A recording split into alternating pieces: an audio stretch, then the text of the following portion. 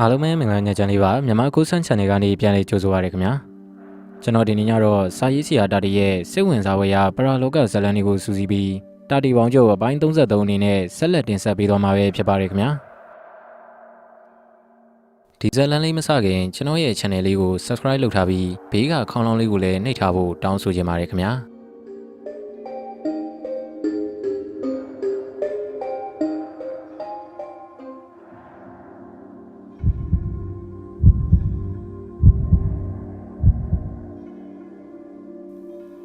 ကျုပ်အဖားနဲ့အမေကဖုန်ကြီးเจ้าကိုစီဦးလူရတာလှုပ်ဝါသနာပါတာဗျသူတို့ຢာကထွက်တဲ့နှမ်းဖြစ်ဖြစ်ပဲဖြစ်ဖြစ်စီကျိတ်ပြီးကြလာတဲ့ຢာထွက်စီဦးနဲ့ဟင်းကောင်းချက်စွန်းကြိုင်ပြင်ပြီးရင်စီဦးသုံးပိတ်တာကိုပုံနဲ့တူပြီးတော့သွားလူကြတာဗျကျုပ်ကတော့စီစုံစီပြီးထွန်းနှံကန်ရတာပေါ့ဗျာထွန်းနှံဆိုတာကစီစုံနှကန်းကိုရှန်ထွက်လာတဲ့နှမ်းဘက်တို့ပဲဘက်တို့ကိုစုံနဲ့ပြန်ပြန်တွန်းချရတဲ့ဒုတ်တံပေါ့ဗျာအဘကတော့စီထွက်ပေါက်မှာပိတ်နေတဲ့ပဲဘက်တွေကိုထိုးထိုးထုတ်နေတယ်ဗျဒါမှလည်းစီကြကောင်းတာလေဗျာကျုပ်တို့နွားကြီးတွေကလည်းနွားဖီးကြီးတွေဆိုတော့စီစုံဆွဲတာများအသာလေးပါဗျာကျုပ်တို့သားဖာနှစ်ယောက်ကြိတ်ပြီးစုထားတဲ့စီက9ပိတ်တာလောက်တောင်ရနေပြီဗျအမေကဝက်စုံသားမှားထားတယ်မနှက်ဖြန်ဝက်သားကို2မျိုး3မျိုးချက်ပြီးတော့ဖုန်ကြီးเจ้าကိုစွန်းချိုင်ပို့ချတော့မှာဗျသူတို့ຢာတွေကထွက်တဲ့စီဦးကိုလှူရတော့မှာဆိုတော့အဘနဲ့အမေကလည်းပြုံးနဲ့ကိုဖြစ်နေကြတာပေါ့ဗျာဩကျုပ်တို့အညာသူအညာသားတွေရဲ့ဘဝဆိုတာကလည်းနွားနဲ့အတူရုန်းကန်ပြီးတော့ထွန်ကြရက်ကြစိုက်ကြပြိုးကြရာသီဥတုကောင်းလို့နှမ်းနေပဲတွေအောင်ရင်ရလာတဲ့ငွေတွေကိုရွှေတွေဝယ်ပြီးတော့စုကြပူရာရှန်တာကိုလှူကြတန်းကြနဲ့ကိုယ့်ဘဝနဲ့ကိုတော့ပျော်နေကြတာပေါ့ဗျာတကယ်လဲအပြစ်မဲ့တဲ့ပျော်ရွှင်မှုပါဗျာ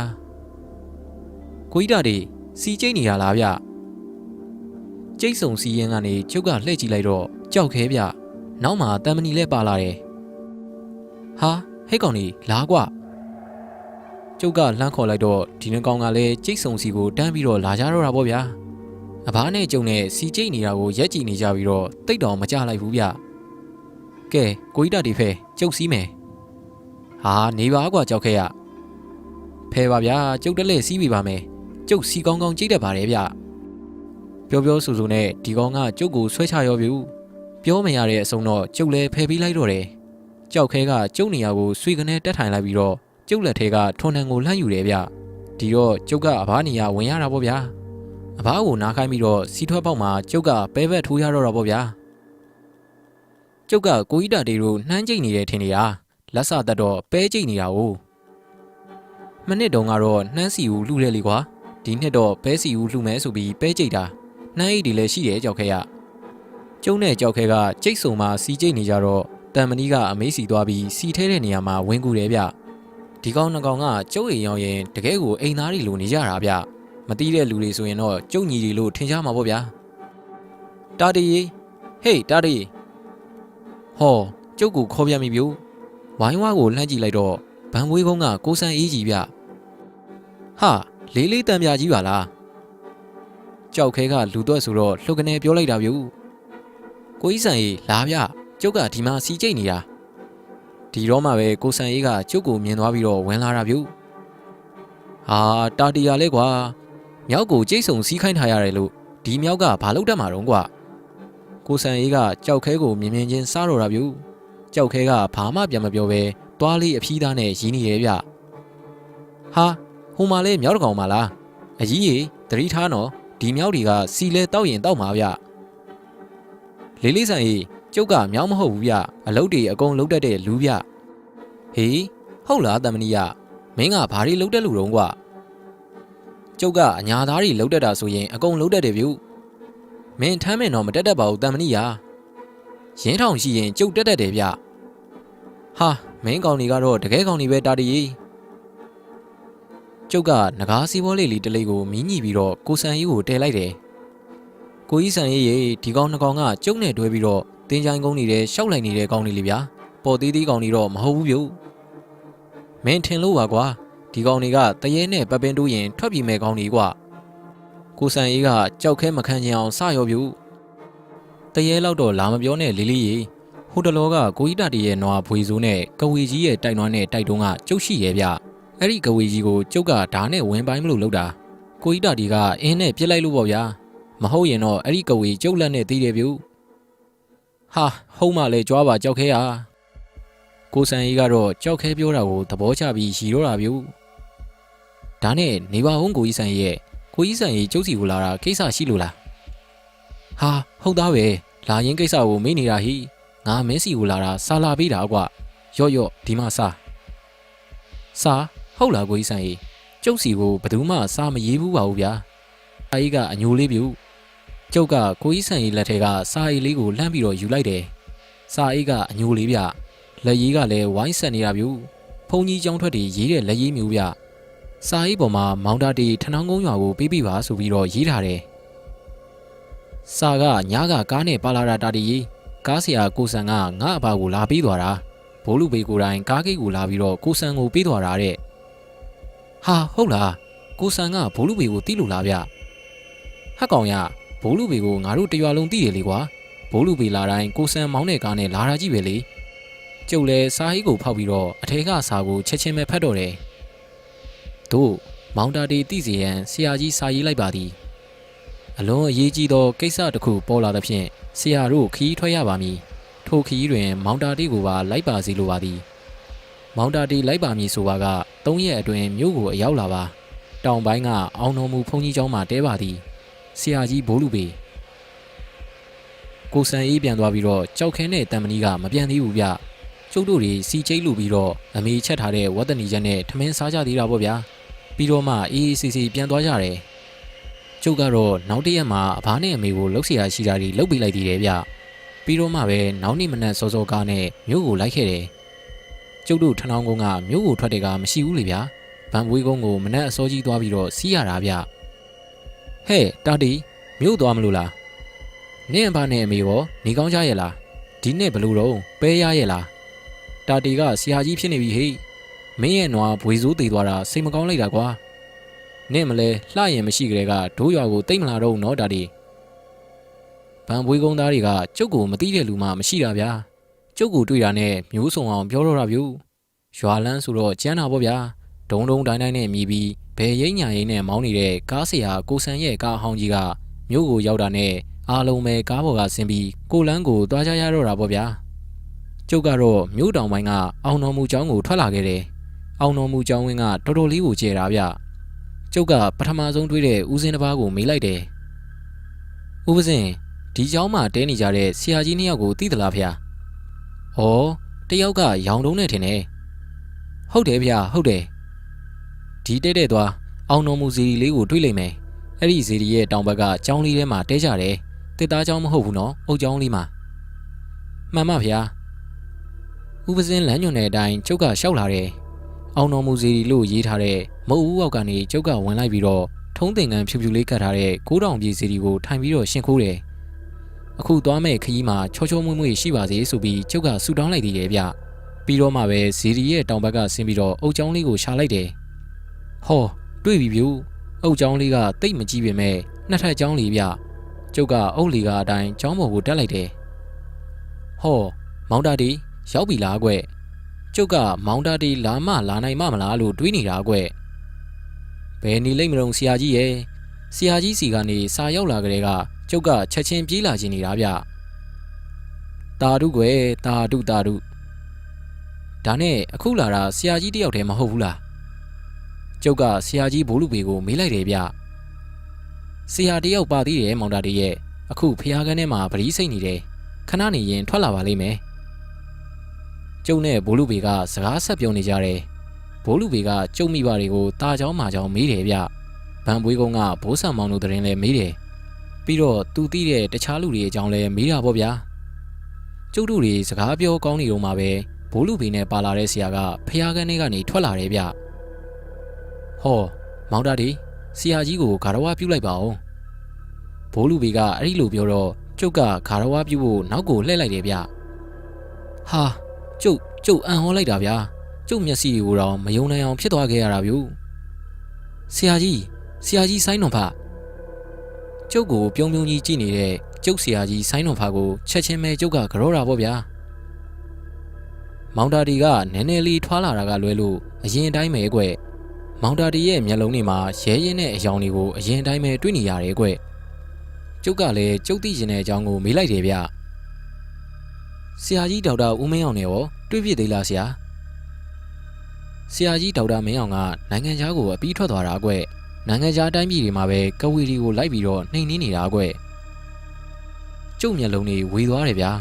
ဆရာကြီးဦးမင်းအောင်ကိုကျုပ်တော်တော်ကိုသတိရသွားတယ်ကျုပ်စိတ်တွေကိုအမြဲတည်နေတဲ့ဆရာကြီးဆိုင်းတော်ဖာကကျုပ်ကိုမေးတယ်ဗျမောင်တာတွေကဆရာကြီးဒေါက်တာမင်းအောင်ကိုသတိရနေရအောင်ကျုံနဲ့ဆရာကြီးဆိုင်းတော်ဖာပြောနေတာကိုကြည့်ပြီးတော့ဘိုးလူဘေကပြုံးပြုံးလေးခေါင်းငိမ့်နေတယ်ဗျမောင်တာတွေဆရာကြီးဦးမင်းအောင်တို့အကိုနွန်ဖားတို့နဲ့ကဝေးလိုက်တုန်းကတော်တော်ကိုအတွေ့အကြုံရလိုက်မှာကွနော်ဟာရတာတော့ပြောမနေနဲ့ဆရာကြီးရေကြောက်လဲတော်တော်ကိုကြောက်ခဲ့တာပါဗျာအခုကြုံရမယ့်ကိစ္စကလည်းတော်တော်ကိုကြောက်စရာကောင်းပါကွဟာဟုတ်လားဆရာကြီးမောင်တာတီပဲစဉ်းစားကြည့်လေကွခါတိုင်းဆိုရင်ကျုပ်တယောက်တည်းလာတာမို့လားအခုအကိုနွန်ဖားပါလိုက်လာရတယ်ဆိုတော့ဒီတော့မှပဲကျုပ်ကသဘောပေါက်သွားတာဗျူဒါဆိုရင်ကိစ္စကတော်တော်ကိုအရေးကြီးတဲ့ပုံပဲဆရာကြီးရဲ့ဆရာကြီးဆိုင်းတော်ဖားကလည်းဆရာကြီးဘိုးလူဘေးရဲ့ဘေးမှာဝင်ပြီးတော့ထိုင်နေဗျကိုလူဘေးရေကျုပ်တို့အခုသွားရမယ့်ကိစ္စကအင်မတန်ကိုထူးဆန်းပြီးနက်နေတဲ့အကြောင်းတရားတွေပါနေတာကွဒီတော့ခရီးမစခင်မှာမောင်တာတိကိုအကြောင်းစုံပြောပြထားရင်သိမယ်ထင်တယ်ဒီလိုမှမဟုတ်ရင်တော့မောင်တာတိမှာလိုက်တာလာရတယ်ဘာမှဂါဂနနမသိပဲဖြစ်နေမှာကွဟုတ်ကဲ့ကိုနုံဖကျုပ်လည်းဒီအကြောင်းတွေကိုမောင်တာတိနားလည်အောင်ပြောပြထားခြင်းပါတယ်ပြောတဲ့မပြောတဲ့ဆိုတာကိုချိန်နေတာကိုနုံဖရဲ့ဟာပြောတဲ့နဲ့ကိုလူဘေရဲ့ပြောတဲ့နဲ့ဟုတ်ကဲ့ပါဒါဆိုရင်ဒီအကြောင်းတွေကိုအစားကနေအဆုံးထိမောင်တာတီကြိုသိရအောင်ကျုပ်ပြောပြလိုက်ပါမယ်ကဲအခုတော့မောင်တာတီကိုစွန်းစားကြောင်းခေါ်သွားပြီးတော့ထမင်းကျွေးလိုက်အောင်မယ်အေးဟုတ်တာပေါ့မောင်တာတီကကားပေါ်ကစင်စင်ချင်းတန်းပြီးလာခဲ့တာဆိုတော့စားလောက်ရောပေါ့ဘိုးလူဘေကကျုပ်ကိုစွန်းစားကြောင်းကိုခေါ်လာတယ်ဗျစွန်းစားကြောင်းတာဝန်ယူတဲ့ဦးပစင်းတွေကကျုပ်ကိုဂယူးတဆိုင်နဲ့ကျွေးမွေးကြတယ်အောင်တော်မူဆရာတော်နဲ့ဘိုးလူဘေကဟိုတုန်းကလေးကအလွန်ခင်ကြတာလေဗျအောင်တော်မူဆရာတော်သာသနာပေါင်းမဝင်ခင်အထိအမြဲတမ်းတတွဲတွဲနေကြတာလေဗျဘိုးလူဘေရဲ့မွေးစားအဖေပထမန်ဆရာပွားကြီးကိုလည်းအောင်တော်မူဆရာတော်ကရင်းရင်းနှီးနှီးကိုသိရတယ်ဗျအဲ့ဒီတုန်းကဆိုရင်ဘိုးလူဘေတို့အိမ်မှာစားရင်တောက်ရင်ဖြစ်နေတာဆိုပဲဘိုးလူဘေရောက်လာတော့လှုပ်ကိုဝမ်းသာနေတာပေါ့ဗျာကျောင်းကဦးစင်းတွေကလည်းရောင်တစောင်းနဲ့ဘိုးလူဘေကဆရာတော်ရဲ့ငယ်တငယ်ချင်းဆိုတော့လှုပ်ကိုဂယူးဆိုင်တာပေါ့ဗျာဘိုးလူဘေကကျုပ်ကိုထမင်းကျွေးပြီးတော့ပြန်ခေါ်လာတယ်ဗျအုတ်ကျောင်းလေးကိုပြန်ရောက်တော့ဒီအကြောင်းကိုပြောပြတော့တာပဲဗျဘိုးလူဘေပြောပြတဲ့အကြောင်းတွေကလူလောကမှာကျုပ်တစ်ခါမှမကြားဘူးတဲ့အကြောင်းတွေပါဗျာဘိုးလူဘေကျုပ်ကိုပြောတဲ့အတိုင်းပဲကျုပ်ပြန်ပြောပြမယ်မောင်တာဒီရေဟောဒီလောကကြီးမှာလေမဖြစ်နိုင်ဘူးလို့ထင်ရတဲ့အရာတွေတောင်ဖြစ်နိုင်တယ်ကွကျုပ်အခုပြောပြမယ့်အကြောင်းတွေကစိတ်ကူးယဉ်ပြီးရေးထားတဲ့ဝတ္ထုတစ်ပုဒ်လို့မထင်လိမ့်နဲ့မောင်တာဒီရေတကယ်အဖြစ်တွေကွဟုတ်ကဲ့ပါဆရာကြီးဒီလိုမောင်တာတီရဲ့ကျုပ်ရဲ့မွေးစားအဖေပထမန်ဆရာပွားကြီးထွက်ရက်မကြွခင်ကမောင်တာတီရဲ့ဆရာကြီးဆရာဆိုင်းတော်ဖာနဲ့ဆရာတပည့်နှစ်ယောက်စကိုင်းနယ်ထဲမှာခိုးအောင်နေတဲ့ကဝေရာဇာကြီးတယောက်ကိုတွားပြီးတော့နှိမ်နှင်းခဲ့ကြတယ်အဲ့ဒီကဝေကြီးကကဝေပညာမှာကန်းကုံအောင်တက်တဲ့လူတစ်ယောက်ပဲကွမောင်တာတီလည်းကြုံဘူးတာပဲလေကဝေတွေတည်ရင်ငရဲမီးတော့ထားပြီးတော့အဝီးစီးကိုရောက်သွားကြတာလေဟုတ်ကဲ့ပါဆရာကြီးခဏခဏမြင်ဘူးပါတယ်အေးအဲ့ဒီမှာတချို့ကဝေတွေကငရဲမီးတော့မထဘဲနဲ့နတ်မိတ်စာဖြစ်သွားတာလည်းရှိတယ်ကွသူတို့ကရုံးမရှိပဲနာမဲရှိတဲ့ဘုံတကူးတဲ့မောင်တာတီရဲ့အဲ့ဒီနတ်မိတ်စာတွေကရုပ်ကိုတိတ်လူချင်ကြတာတဲ့လူဘဝကိုအင်မတန်မှပြန်ရောက်ချင်ကြတာဆိုပဲလူအဖြစ်ပြန်ပြီးဝင်စားဖို့အမြဲချောင်းနေတာတဲ့ကွဒါကိုသိလို့လဲစတုမဟာရနတ်ဘုံကနတ်ဘလူးတွေကဒီနတ်မိတ်စာတွေလူအဖြစ်ပြန်ဝင်စားလို့မရအောင်စောင့်ကြက်နေတာတဲ့စောင့်နေတဲ့ဂျာကပဲလူလောကမှာပရိသေတွေရသွားခဲ့ရင်တရေသားပြက်ကြအောင်လုပ်ပြီးတော့နတ်မိတ်စာကိုပြန်ခေါ်လာကြရတယ်ဆိုပဲဟာဒီလောက်တောင်စောင့်ကြက်နေတာလားဆရာကြီးရဲ့အေးဟုတ်တယ်မောင်တာတီရဲ့တခါတလေမီးဖွားတော့မှတိသွားရင်လဲချက်ချင်းဇီဝင်းချွေပြီးတော့ပြန်ခေါ်လာကြရတာတဲ့အဲ့ဒီလိုခေါ်လာပြီးရင်ဘာလုပ်ကြတာတုံးဆရာကြီးရဲ့ဟာအပြစ်ဒဏ်ပေးကြတာဗောမောင်တာတီရဲ့ပြင်းပြင်းထန်ထန်ကိုအပြစ်ပေးတာဆိုပဲဒါကြောင့်မို့လို့ဒလူတွေတိတ်မလုပ်ရဲကြတာပေါ့ဒါဆိုရင်နတ်ဘလူးတွေကိုကျေးဇူးတင်ရမှာပေါ့နော်ဒါဘောမောင်တာတီရဲ့နတ်ဘလူးတွေကအမှောင်မော့သမားတွေကိုအားကြီးယုံမုန်းတာအကွကျုပ်တို့သုံးတဲ့အင်းတွေကိုစောင့်တဲ့အင်းဆောင်ဆိုတာလဲအဲ့ဒီနတ်ဘလူးတွေပဲလေ ကျုပ်တို့အထက်လန်းသမားတွေအလင်းမော်ပညာရှင်တွေကိုဒီနဘလူးတွေကတော်တော်ကိုကူညီကြတာကွဒါဆိုရင်တော့တော်သေးတာပေါ့ဆရာကြီးရဲ့ကျုပ်တို့တက်လို့တည်သွားတဲ့ကဝေတွေကပညာမျက်နယ်ကဝေတွေကနတ်မိတ်စာတွေနေတဲ့ဘုံကိုရောက်သွားကြတယ်ကွအပယ်လေးပုံတွေကနေရာတစ်ခုပေါ်မောင်းတာတွေရဲ့ဒီနတ်မိတ်စာတွေကိုနဘလူးတွေကအလင်းမပေးဘဲနဲ့အမြဲစောင့်ကြည့်နေကြတာ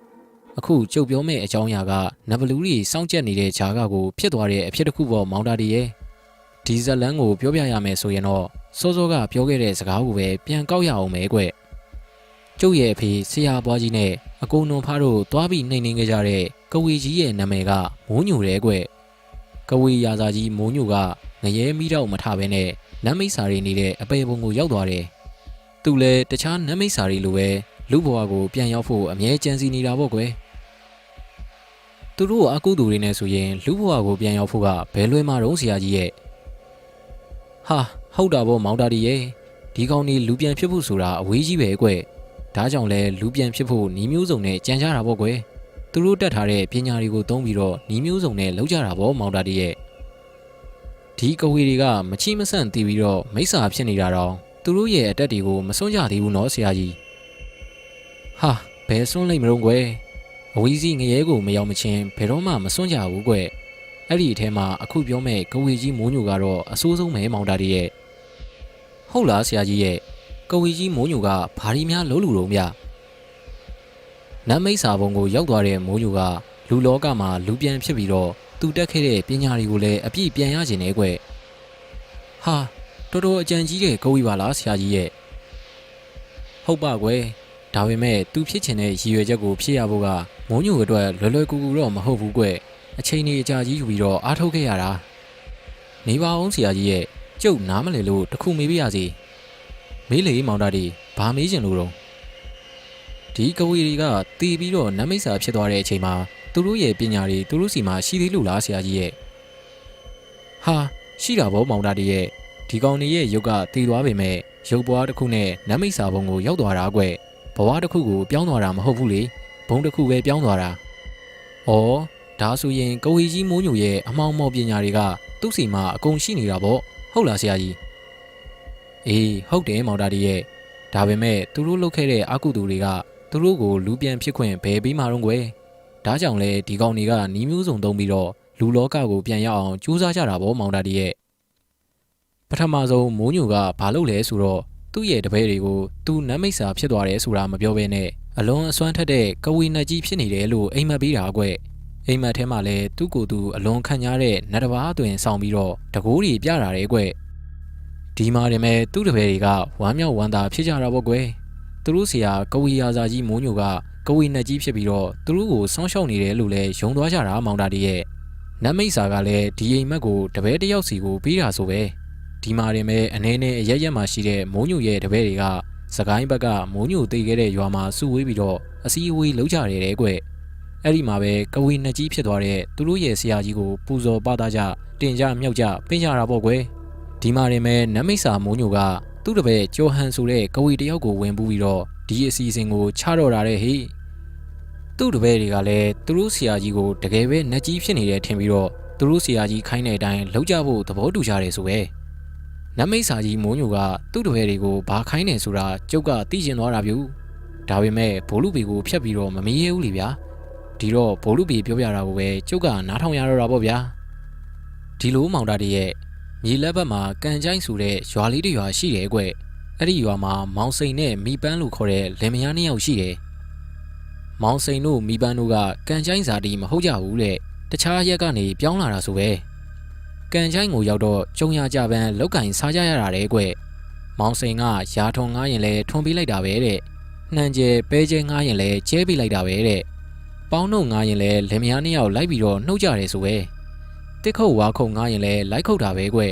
ဒီလိုနဲ့လင်မယားနှစ်ယောက်ပင်ပင်ပန်းပန်းလောက်ကင်စားတော့ကြရတဲ့ကန်ချိုင်းတရွာလုံးကသူတို့ကိုခင်ကြတယ်တဲ့ကွရက်သေးရွာထဲမှာအလှူဒန်းရှိရင်လဲလင်မယားနှစ်ယောက်ချွေးတလုံးလုံးနဲ့ချက်ကြပြုတ်ကြတာရွာတွေကလူတွေကနားပါအောင်လို့တောင်ပြောယူရတယ်ဆိုပဲဒါပေမဲ့ရာပိုင်နွားပိုင်မရှိတော့ကျုံရအလုတ်ကိုဗျံကြလှုပ်ရှားနေရပဲကွယ်ဘယ်မှာချောင်းလဲတယ်လို့ရှိမှာတော့စင်စင်ရဲရဲနေကြထိုင်ကြရတာပေါ့ကွယ် တရက်ကြတော့ထူးဆန်းတဲ့လူတစ်ယောက်ကသူတို့အိမ်ကိုရောက်လာတယ်တဲ့ကွအဲ့ဒီလူကအပေါ်အဖြူအောက်အဖြူဝတ်ထားပြီးတော့ခေါင်းမှာလည်းပဝါဖြူလေးပေါင်းထားတယ်ဆိုပဲဒါမောင်စိန်တို့မပန်းတို့အိမ်လားကွဟုတ်ပါတယ်ဗျာဟုတ်ပါတယ်အိမ်လို့သာဆိုရတယ်တကယ်ကတော့တဲတာတာလေးတယ်ကွအဲ့ဒီအဝတ်ဖြူဝတ်ထားတဲ့လူကပြောပြောဆိုဆိုနဲ့အိမ်မော်ကိုတက်လာပြီးတော့ဖျားစင်ရှိမှဝင်းထိုင်နေဆိုပဲပြီးတာနဲ့ဖျားစင်ဘက်လှည့်ပြီးတော့ဖျားကိုကြကြနာနာရှင်ခိုးတဲ့ပြီးတော့မှမောင်စိန်တို့လင်မယားဘက်ကိုလှည့်ပြီးတော့ပြောတာတယ်ကွအထက်ပုဂ္ဂိုလ်တစ်ပါးကလွှတ်လိုက်လို့ကြွလာရတာပါကျုပ်နာမည်ကအောင်ပင်လေဆရာကျော်တယ်ကွမကြခင်အထက်ပုဂ္ဂိုလ်ကြီးကြွလာလိမ့်မယ်ကျုပ်ကိုဓာတ်စီးပြီးတော့မင်းတို့လင်မယားကိုပြောစရာရှိတာတွေသူကိုယ်တိုင်ပြောလိမ့်မယ်မောင်စိန်တို့လင်မယားကတော့အထူးဆန်းဖြစ်ပြီးဘာပြောရမှန်းတော့မသိတော့ပဲလက်အုပ်လေးချီထားတာပေါ့ကွယ်အဲ့ဒီလိုပြောပြီးတာနဲ့အောင်ပင်လေဆရာကျော်ဆိုတဲ့လူကတစက်စက်တုံလာပြီးတော့အထက်ပုဂ္ဂိုလ်ဆိုတာကြွလာရော်တယ်ကွဟဲ့ငါသားနဲ့သမီးမောင်စိန်နဲ့မိပန်းနင်တို့ဆင်းရဲလှကြီးလားဟုတ်ပါတယ်အဘရဲ့ကျုပ်တို့ကလှုပ်ကိုဆင်းရဲတာပါဗျာအိမ်အောင်ကြတာ3နှစ်သာရှိတယ်သားသမီးလည်းအခုထိမရကြပါလားဟုတ်ပါတယ်အဘရဲ့ကျုပ်တို့မှာသားသမီးလည်းမထွန်းကားပါဘူးဗျာအေးဒါဆိုရင်ငါမေးမယ်မင်းတို့လည်းမရမချမ်းသာခြင်းဘူးလားဟာချမ်းသာခြင်းတော့ပေါ့အဘရဲ့ချမ်းသာခြင်းတော့ပေါ့အေးဟုတ်ပြီမင်းတို့တွေသားသမီးရောမလိုချင်ဘူးလားဟဲ့ဟာသားသမီးလိုချင်တာလဲယူမတတ်ပါပဲအဘရဲ့ကောင်းပြီမင်းတို့ကိုတတိဖြစ်အောင်လဲငါလုပ်ပေးမယ်သားသမီးရအောင်လဲလုပ်ပေးမယ်ကြိုက်သလားမောင်စိန်ဟာအဘရဲ့ဘယ်နဲ့ပြောပါလိမ့်ဗျာအဲ့ဒီလူသားဆိုရင်တော့အဘခိုင်းချင်ရခိုင်းပါဗျာကျုပ်ရောကျုပ်မိမရောအကုန်လုပ်ပေးပါမယ်မောင်စိန်ကလည်းဝမ်းသာအားရနဲ့ပြန်ပြောတာတယ်ကွကျုပ်ကလည်းခိုင်းချင်ရခိုင်းပါလုပ်ပေးပါမယ်အဘရဲ့မိပန်းကလည်းဝင်ပြီးတော့ပြောတာပေါ့ကွယ်ဟာဒါဆိုရင်တော့နေရာကျပြီပေါ့ကွယ်ဒါပေမဲ့ဒီအတိုင်းတော့မရဘူးကွငါပြောတာကိုမင်းတို့တေးသေးချာချာနားထောင်ကြမင်းတို့သဘောတူတော့မှဂရီးကဝတ်ပြုတ်ကြရမှာဟုတ်ကဲ့အမင်းရှိပါအဘအေးမင်းတို့မှာသားလေးမွေးလာလိမ့်မယ်ပြီးတော့မင်းတို့လင်မယားလည်းတထေးလင်မယားဖြစ်လာလိမ့်မယ်မင်းတို့သားကိုမင်းတို့နှစ်ယောက်နာမည်ပေါင်းပြီးတော့မောင်စိန်ပန်းလို့နာမည်မှဲ့ခေါ်ရမယ်မောင်စိန်ပန်းအရွယ်ရောက်တဲ့အခါငါပေးစားခိုင်းတဲ့မိန်းကလေးနဲ့မင်းတို့ပေးစားရမယ်ဘဲနဲ့တော့ကွဟာအဘရဲ့အဘကတင့်တော်လို့စီစဉ်တာကိုကျုပ်တို့မငင်းပါဘူးဗျာအေးကောင်းပြီမင်းတို့ရဲ့သားနဲ့ချွေးမမှာသားဦးလေးမွေးလိမ့်မယ်ဟာဒါဆိုကျုပ်တို့မြည်လေးပေါ့နော်အဘမောင်စိန်ကဝမ်းသာအားရနဲ့မေးလိုက်တာတဲ့ကွအေးဟုတ်တယ်အဲ့ဒါကိုပဲမင်းတို့တွေဂရီးကဝတ်ပြုကြရမှာကွအဲ့ဒီပထမဆုံးမွေးလာတဲ့ကလေးကိုသာသနာပြုဖို့အတွက်ငါ့ကိုပေးရလိမ့်မယ်ဗျာဘလို့ပါဟုတ်တယ်မောင်စိန်မင်းတို့လင်မယားတထေးတီဖြစ်အောင်လဲငါလုပ်ပေးမယ်ကလေးမရနိုင်တဲ့မင်းတို့လင်မယားကိုတားဖြစ်တဲ့မောင်စိန်ပန်းမွေးလာအောင်လဲငါလုပ်ပေးမယ်ဒါတော့မှငါတောင်းတာကိုမင်းတို့မပေးနိုင်ဘူးဆိုရင်တော့ငါနဲ့မင်းတို့နဲ့ဂရီးကဝတ်မပြုတ်ယုံမဲပေါ့ကွယ်မင်းရဲ့သားနဲ့ချွေးမကနောက်ထပ်ကလေးတွေမွေးကြအောင်ပါလေမင်းတို့မှာမြည်ရရကြအောင်ပါပဲပထမဆုံးမွေးတဲ့ကလေးကိုတော့ငါ့ကိုပေးရလိမ့်မယ်မောင်စိန်နဲ့မိပန်းကလည်းစဉ်းစားကြတယ်ကွကိုစိန်ရဲ့အဘကသာသနာပြုဖို့တောင်းတာပဲတော့ပြီးတော့ကျုပ်တို့မှလည်းနောက်ထပ်မြည်ရရအောင်ပါပဲဒါဆိုရင်မင်းသဘောတူတယ်ပေါ့ဟုတ်လားမိပန်းဟာကိုစိန်ရဲ့ရှင်စဉ်းစားလိတော့ရှင်ရောကျုပ်ရောအဘသာမဆောင်ရှောက်ရင်တထေးလင်မယားဖြစ်လာစရာရှိလို့လားပြီးတော့သားသမီးရောရစရာရှိလို့လားတော့အေးမင်းပြောတာလဲဟုတ်တာပဲမိပန်းရဲ့မောင်စိန်ကဓာတ်စီးနေတဲ့အောင်ပင်လေဆရာကျော်ဘက်ကိုလှည့်ပြီးတော့ပြောရောတဲ့ဟိအဘပြောတာတွေကိုကျုပ်တို့လင်မယားသဘောတူရတယ်ဗျကျုပ်တို့လင်မယားကိုသာတထေးဖြစ်အောင်သားလေးမွေးအောင်စောင့်ရှောက်ပေးပါဗျရဲ့ပထမဆုံးမွေးလာမဲ့မြည်ဦးလေးကိုအဘတောင်းတဲ့အတိုင်းပေးပါမယ်ဗျာဟာဒါဆိုရင်တော့နေရာကျပဲဟိကဲတောက်ရီတစ်ခွက်ခတ်ဆန်းဟိမောင်စိန်ကကြပြားကြရာနဲ့တောက်ရီဦးတွေကရေတစ်ခွက်ခတ်ပြီးတယ်ကဲလိုက်ဆိုကြပြီးတော့ကျွန်တော်မောင်စိန်နဲ့ကျမမပန်းတို့သည်ကျေးဇူးရှင်အဘနဲ့ဂရီးကဝတ်ပြုကြပါသည်ကျွန်တော်ကျမတို့၏သားမောင်စိန်ပန်းမှမွေးလာသောသားဦးကလေးကိုကျေးဇူးရှင်အဘအားကြေကြေနက်နက်ပေးကြပါမည်ယခုပေးထားသောဂရီးကဝတ်ကိုတီးပါကတိုးလို့ချမ်းသာကြွယ်ဝပြီးဂရီးကဝတ်ကိုပြက်ကွက်ပါက မိသားစုအားလုံးအသေးစိုးနဲ့တေးကြရပါစေမောင်စိန်နဲ့မိပန်းကလိုက်ဆိုလိုလဲပြီးရောကဲဟောဒီတစ္ဆာရီကိုတယောက်တစ်ဝက်တောက်ကြပြီတော့ဂရီးပြက်ရင်တော့တစ္ဆာဆူထားတဲ့အတိုင်းပေါ့ကွယ်မောင်စိန်တို့လင်မယားကလည်းတစ္ဆာရီကိုတယောက်တစ်ဝက်တောက်လိုက်ကြရော်တယ်ကွယ်သူတို့တစ္ဆာရီကိုတောက်ပြီးတာနဲ့ဓာတ်စီးနေတဲ့ပုဂ္ဂိုလ်ကထွက်သွားရောတဲ့မောင်တာဒီဒီတော့မှပဲအောင်ပင်လေဆရာကျော်ကမေးတာဆိုပဲဘလို့လဲကွာပုဂ္ဂိုလ်ကြွလာလားဟာကြွလာတယ်ဆရာကြွလာပါတယ်မင်းတို့နဲ့ဘာတွေပြောကြတော့ကွကြွလာတဲ့အဖကကျုပ်တို့လင်မယားကိုတထေးဖြစ်အောင်လုပ်ပေးမှာတဲ့ပြီးတော့တားမွေးအောင်လဲစောင့်ရှောက်ပေးမယ်တဲ့ဗျကျုပ်တို့သားကိုအခုကလေးကနမဲတောင်မှက်ပေးသွားတယ်ဆရာကြီးကျုပ်တို့သားအရွယ်ရောက်ရင်သူပေးစားတဲ့မိန်းကလေးနဲ့အိမ်အောင်ချရမှာတဲ့ဗျပြီးတော့မွေးလာတဲ့သားဦးလေးကိုအဘကအလှခံနေသူ့ကိုပေးရမယ်တဲ့ဒီတော့မင်းတို့ကသဘောတူလိုက်လားဟာတူလိုက်တာပေါ့ဆရာရဲ့တူယုံနေမကဘူးတစ္ဆာကြီးတော်မှကျုပ်တို့တောက်လိုက်ကြတယ်ကျုပ်ကတဝက်မိပန်းကတဝက်တောက်ကြတာဗျဒီတော့မှပဲအောင်ပင်လေဆရာကျော်ကပြုံးလိုက်ပြီးတော့ပြောတယ်တဲ့အေးမင်းတို့ပေးသွားတဲ့ဂရီးအတိုင်းအထက်ပုဂ္ဂိုလ်ကြီးကလုတ်ပြီးမှသိကြတယ်မောင်စင်ရဲ့မင်းတို့ကလည်းမင်းတို့တစ္ဆာကြီးတောက်ပြီးတော့ပေးလိုက်တဲ့ဂရီးကိုတီးဖို့တော့လိုမယ်မင်းတို့ဂရီးမတီးရင်တော့မင်းတို့စူထားတဲ့တစ္ဆာအတိုင်းဖြစ်မှသိကြတယ်ကွဟာဒီအတွက်တော့စိတ်ချပါဆရာရဲ့ကျုပ်တို့ကဂရီးတစ်ခုပေးပြီးရင်ဘယ်တော့မှမဖြတ်ပါဘူးဗျာအေးဒါဆိုရင်တော့အကောင်းဆုံးပေါ့ကွယ်ကျုပ်လာတဲ့တာဝန်လဲအောင်မြင်ပြီဆိုတော့ကျုပ်သွားတော့မယ်မောင်စိန်ကြီးမောင်စိန်နဲ့မိပန်းကအောင်ပင်လဲဆရာကျော်ကိုလက်ဦးလေးချီပြီးတော့ကြောကြတယ်တဲ့ကွအဲ့ဒါပြီးတော့နောက်တနေ့မှာပဲဇက်လန်းကစရောတဲ့မောင်တာတီကြီးဟင်ဘာဖြစ်လို့တော့ဆရာကြီးရဲ့ကျုပ်လဲဘိုးလူပီရဲ့စကားကိုဖြတ်ပြီးတော့မေးလိုက်မိတယ်ဗျနောက်တနေ့မနက်မှာပဲမောင်စိန်တို့လင်မယားအိယာကထတော့မောင်စိန်ရဲ့ခေါင်းအောင်မှာရွှေရင်းကား၅ပြားတွေ့တယ်တဲ့လင်မယားနှစ်ယောက်ဆိုတာဝမ်းသာလုံးအသားရီတောင်တုံနေကြတယ်ဆိုပဲဒီအကြောင်းကိုမောင်စိန်တို့လင်မယားကဘသူ့မှမပြောဘဲနဲ့ငြိမ်နေကြတာပေါ့ကွယ်တရက်ကျော်တစ်ခါနှစ်ရက်ကျော်တစ်ခါဆိုသလိုရွှေရင်းကားတွေမှန်မှန်ရနေတာကွယ်အဲ့ဒီရွှေရင်းကားတွေကိုထုခွဲရောင်းချပြီးတော့ယားတွေဝယ်ကြတယ်ဆိုပဲနွားတရှင်လဲဝယ်ပြီးကိုပိုင်ယာနဲ့နွားပိုင်နဲ့ဖြစ်လာတာပေါ့ကွယ်သူတို့ယာကလည်းနှမ်းတွေပဲတွေထွက်လိုက်တာမှမြင်လို့မကောင်းအောင်ထွက်တာဆိုပဲလင်မယားနှစ်ယောက်ဝိုင်းကြဲကြဲဝယ်ပြီးတော့ကျွန်းအိမ်ကြီးစောက်ကြတယ်အဲ့ဒီအိမ်ကြီးစောက်တဲ့နှစ်မှာပဲမိပန်းမှာကိုဝင်ရပြီးတော့သားလေးမွေးတယ်ဆိုပဲသူတို့သားကိုမောင်စိန်ပန်းလို့နာမည်မှဲ့တာပေါ့ကွယ်မောင်စိန်ပန်းလေးကလည်းတစ်နှစ်ပြီးတစ်နှစ်ကြီးလာမောင်စိန်နဲ့မိပန်းကလည်းစီးပွားရေးတွေတက်လာကြတယ်တဲ့ယားရီဆိုရင်လည်းထပ်ပြီးတော့ဝယ်ထားကြတာတော်တော်ကိုများနေပြီတဲ့ကွယ်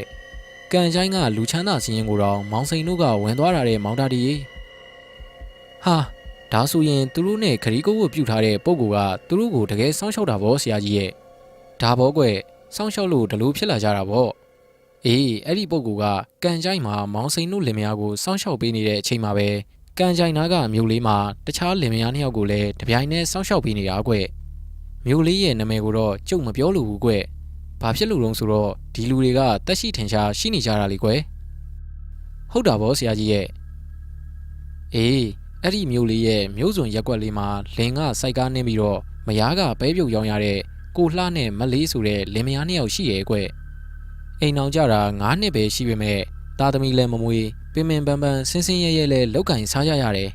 တနေ့ကျတော့သူတို့ငှားနေတဲ့အိမ်လေးကိုဝက်ဖြူစင်ကျဲဝစ်ထားတဲ့ဆရာတယောက်ရောက်လာတဲ့ဆိုပဲဒီအိမ်ကကိုလှတို့မလေးတို့အိမ်လားကွအိမ်ထဲကနေကိုလှတို့လင်မယားကပြပြတယ်လဲပြန်ဖြေကြတယ်ဟုတ်ပါတယ်ခင်ဗျာဟုတ်ပါတယ်ကျွန်တော်ကိုလာပါအဲ့ဒီဆရာကအိမ်မော်ကိုတန်းတက်လာပြီးတော့ဖျားစင်ရှင်မှာဝင်းထိုင်နေတယ်ကွဆရာကြီးဘဲကကြွလာတာတော့ခင်ဗျာဘာများလိုအပ်လို့ပါတော့ကိုလာကအဲဝစ်ဖြူပြီးတော့မေးတယ်ကျုပ်ကရှမ်းပြည်ကကြွလာတာပါကျုပ်နာမည်ကရေပြာအိုင်ဆရာမြရတယ်ဗျကျုပ်အခုလာတာကအထက်ပုဂ္ဂိုလ်ကြီးတစ်ပါးလွှတ်လိုက်လို့လာရတာပါမင်းတို့လင်မယားလက်အုပ်ချီထားကြအထက်ပုဂ္ဂိုလ်ကြီးကိုယ်တိုင်ကြွလာပြီးတော့မင်းတို့ကိုစကားပြောလိမ့်မယ်ကိုလာတို့လင်မယားလဲတန်တော်နဲ့လက်အုပ်လေးတွေချီထားကြတာပေါ့ကွယ်အဲ့ဒီအချိန်မှာပဲရေပြာအိမ်ဆရာမြတကူလုံးတုံတုံရီရီဖြစ်လာပြီးတော့ပုဂ္ဂိုလ်ဓာတ်စီရောတဲ့ကွယ်ငါသားနဲ့သမီးမောင်လှနဲ့မက်လီလာကွယ်ဟုတ်ပါတယ်ဗျမောင်လှနဲ့မက်လီပါအေး မင်းတို့လင်မယားကတော်တော်ကိုပင်ပန်းဆင်းရဲတာပါလားဟုတ်ပါတယ်ဗျာရဲ့ကျွန်တော်စိုက်ကားကိုလည်းစီးမဲ့သူတိတ်မရှိဘူးဗျာရဲ့မက်လေးပဲပြုတ်ကလည်းတမျိုးလုံးပတ်ရောင်တာတောင်တိတ်မရောင်းရဘူးဗျာရဲ့ကောင်းပြီငါအခုကြွလာတာမင်းတို့အတွက်ပဲမင်းတို့လင်မယားကိုတထေးလင်မယားဖြစ်အောင်လုပ်ပေးမလို့ကွဟာဝမ်းသာလိုက်တာဗျာရဲ့ကိုလှကရောမလေးကပါပြောကြတာပေါ့ကွယ်ပြီးတော့သားသမီးမရှိတဲ့မင်းတို့လင်မယားမှာအင်မတန်ချစ်စရာကောင်းတဲ့သမီးလေးမွေးလာအောင်အဘဆောင်းလျှောက်ပေးမယ်ဟာအဘရဲ့ကျွန်တော်ရောမလေးရောကသမီးလေးတယောက်တိတ်လူချင်နေတာအဘရဲ့ဝမ်းသာလိုက်တာဗျာကျွန်တော်တို့လင်မယားကိုအဘခိုင်းချင်တာခိုင်းပါဗျာအဘခိုင်းတာဆိုရင်ဘာပဲဖြစ်ဖြစ်လုပ်ပေးဖို့အစင်းသင့်ပါပဲ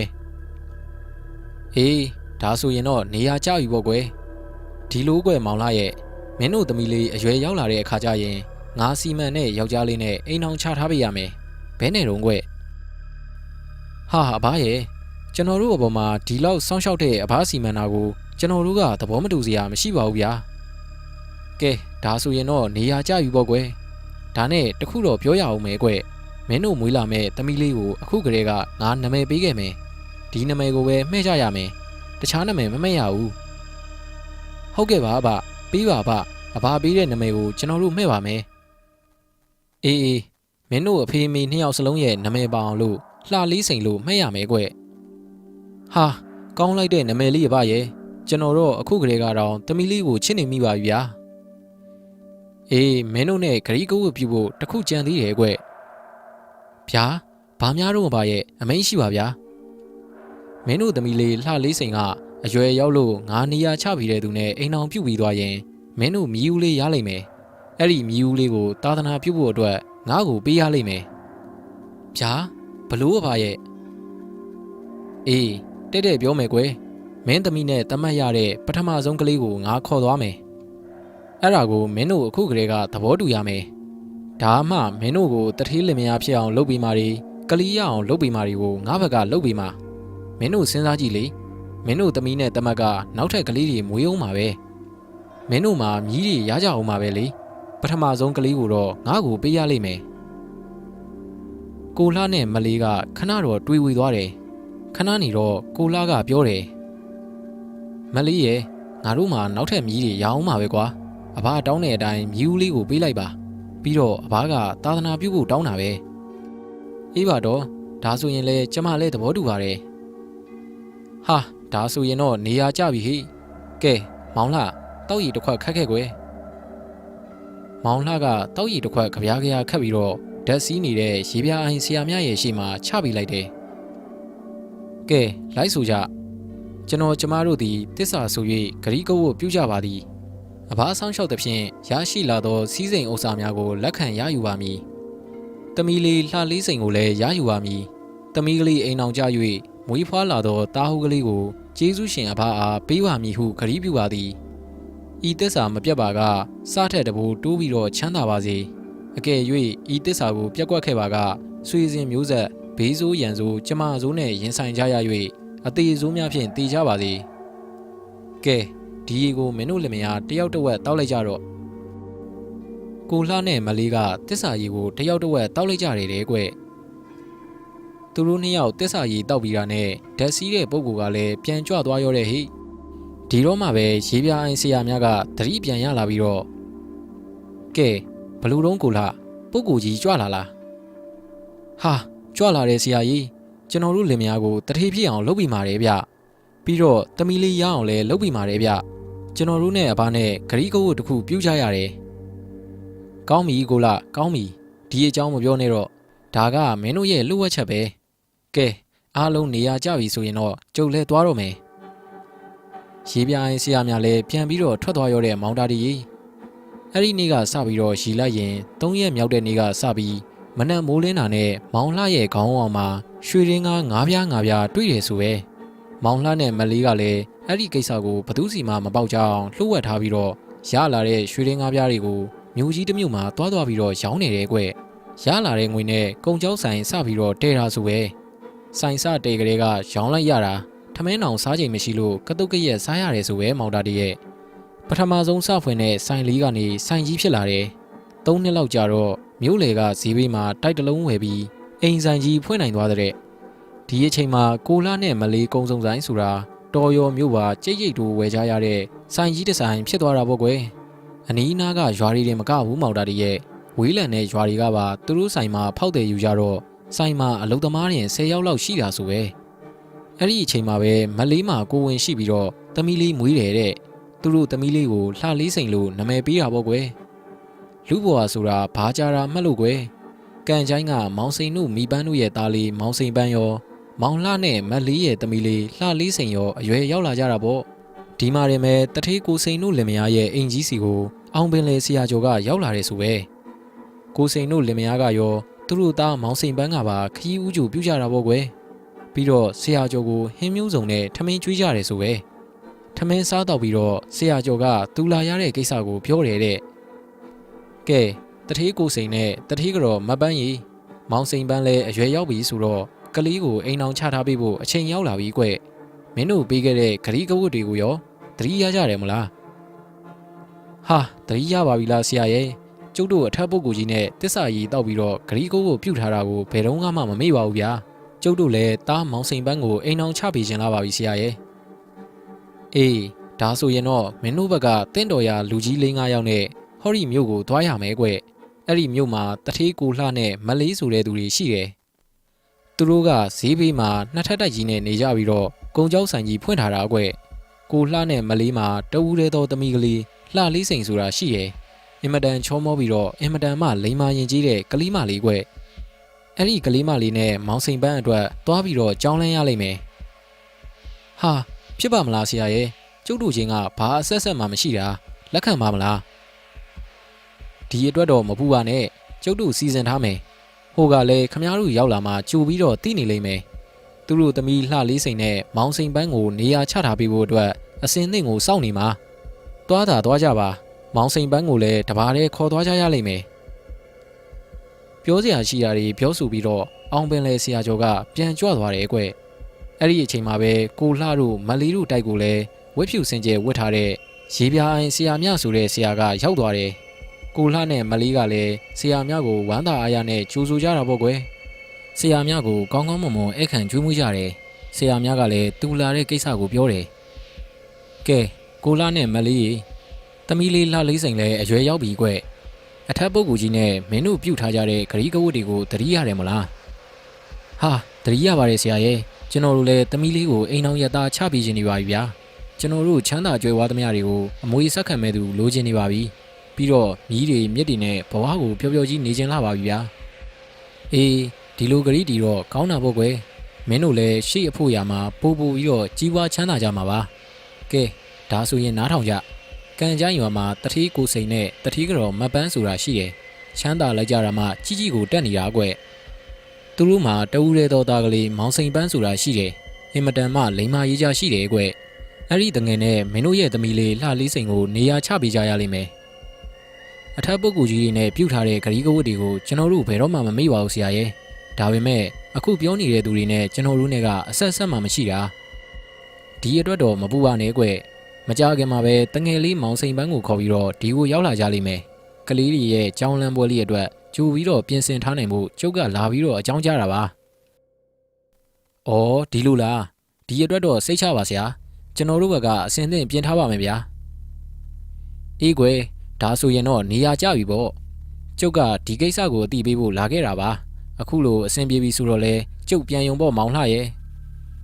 ပြောပြောဆိုဆိုနဲ့ရေပြားအိမ်ဆရာများကပြန်ဖို့ပြင်တော့တယ်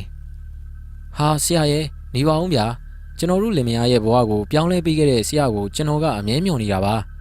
ဖြစ်နိုင်ရင်ကျွန်တော်တို့အိမ်မှာတပတ်တန်တီ10ရက်တန်တီသတင်းသုံးမအောင်လားဆရာရဲ့ဟာဒီလိုနေလို့မရဘူးမောင်လှရဲ့အထက်ကညွှန်ကြားထားတဲ့တာဝန်တွေကိုထမ်းဆောင်မှုကလည်းရှိသေးတယ်ကွနောင်တော့စုံကြအောင်ပါဗောကွယ်ကဲကျုပ်ပြန်ကြွအောင်မယ်မောင်လှရေပြိုင်ဆရာများကိုတောင်းပန်လို့မရတော့တဲ့အတွက်မောင်လှကသူ့မယားမလေးနဲ့သမီးလှလေးစိန်ကိုခေါ်ပြီးတော့မိသားစု3ယောက်ဆရာများကိုကြောကြတယ်တဲ့ဆရာများအတွက်လမ်းစရိတ်ကိုလည်းအလုံးလောက်လှူလိုက်ကြတယ်ဆိုပဲနောက်တစ်လလောက်ရောက်တော့ကန်ချိုင်းကမောင်စိန်တို့မပန်းတို့ကသူတို့သားမောင်စိန်ပန်းနဲ့အတူကိုလာတို့တိုက်ကိုရောက်လာကြတယ်ကွကန်ချိုင်းကလူကြီး3ယောက်လည်းလိုက်လာကြတာတဲ့မောင်တာတီကိုလှတို့မလေးတို့ကလည်းဝမ်းပန်းတတာနဲ့ခီးဦးကျူပြူကြတာပေါ့ကွ အဲ့ဒီမှာအံ့ဩစရာကောင်းတာကမောင်စိန်ပန်းနဲ့လှလေးစိန်တို့ကတယောက်ကိုတယောက်တွေ့တာနဲ့ဖတ်ပြီးတော့ငိုကြရောတဲ့ဟိဗျာဖတ်ပြီးငိုတယ်ဟုတ်လားဆရာကြီးကျုပ်ကအံ့ဩပြီးတော့မေးလိုက်တာဗျူအခုမှတွေးတဲ့လူနှစ်ယောက်ကဘလို့ဖြစ်ပြီးတော့ဖတ်ငိုကြတာတော့ဗျာကျုပ်ဖြင့်တွေးလို့ကိုမရဖြစ်တော့တာဗျူ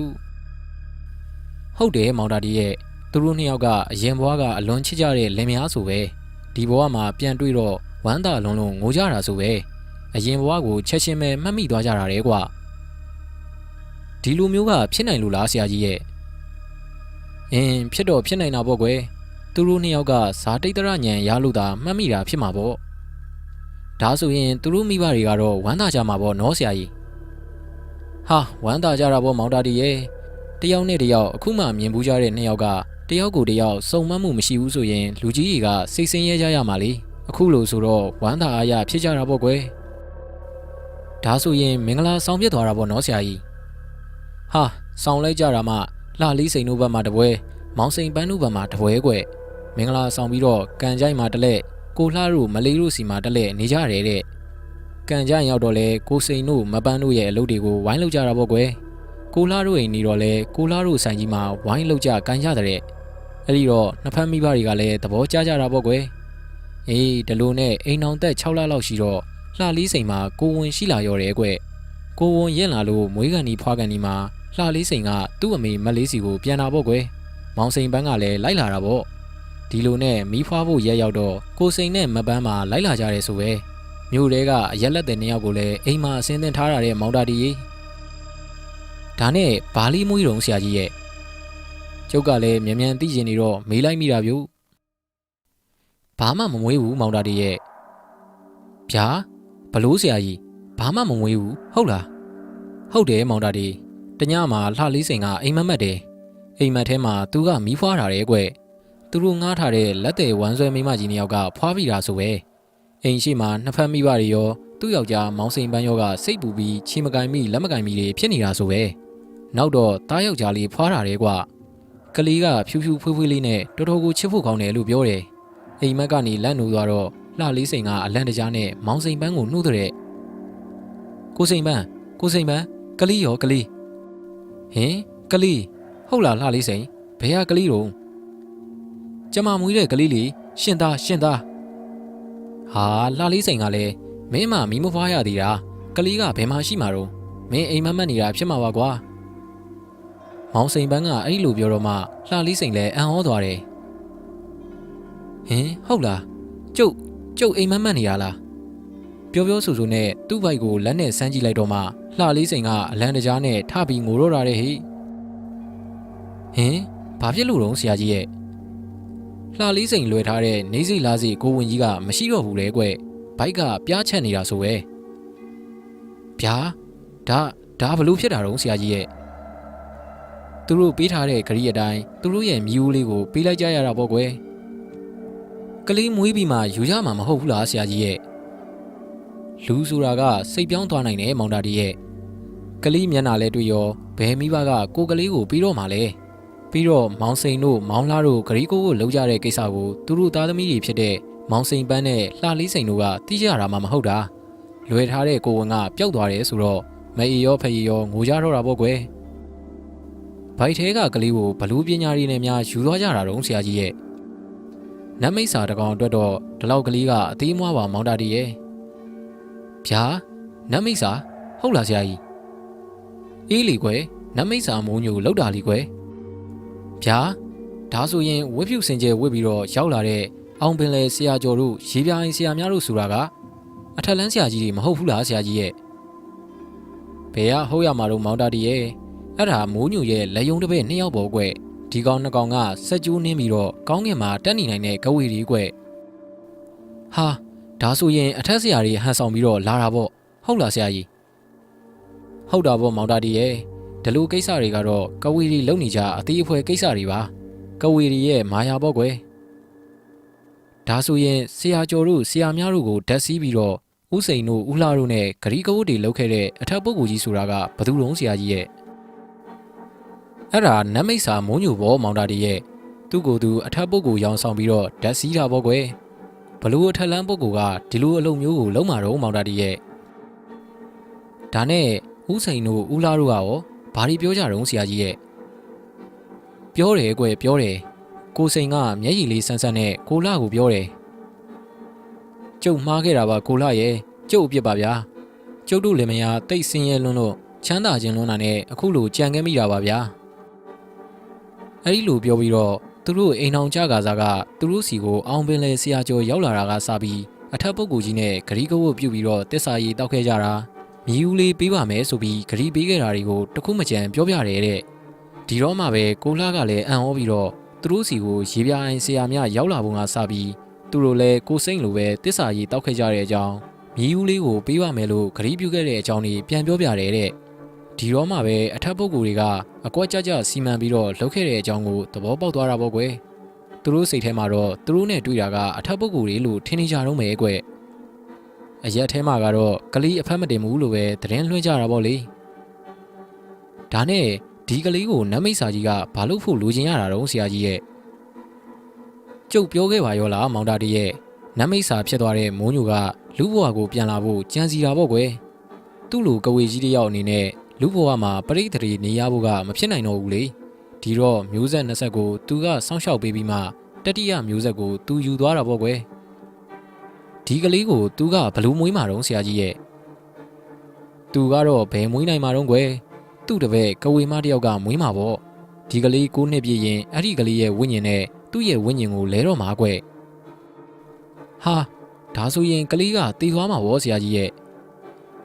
တည်မှာပေါ့ကွယ်သူ့ဝိညာဉ်ကကလေးကိုယ်တွေကိုဝင်ပြီးတော့ဆက်လက်ရှင်းသလာမှာပေါ့မောင်တာတရဲ့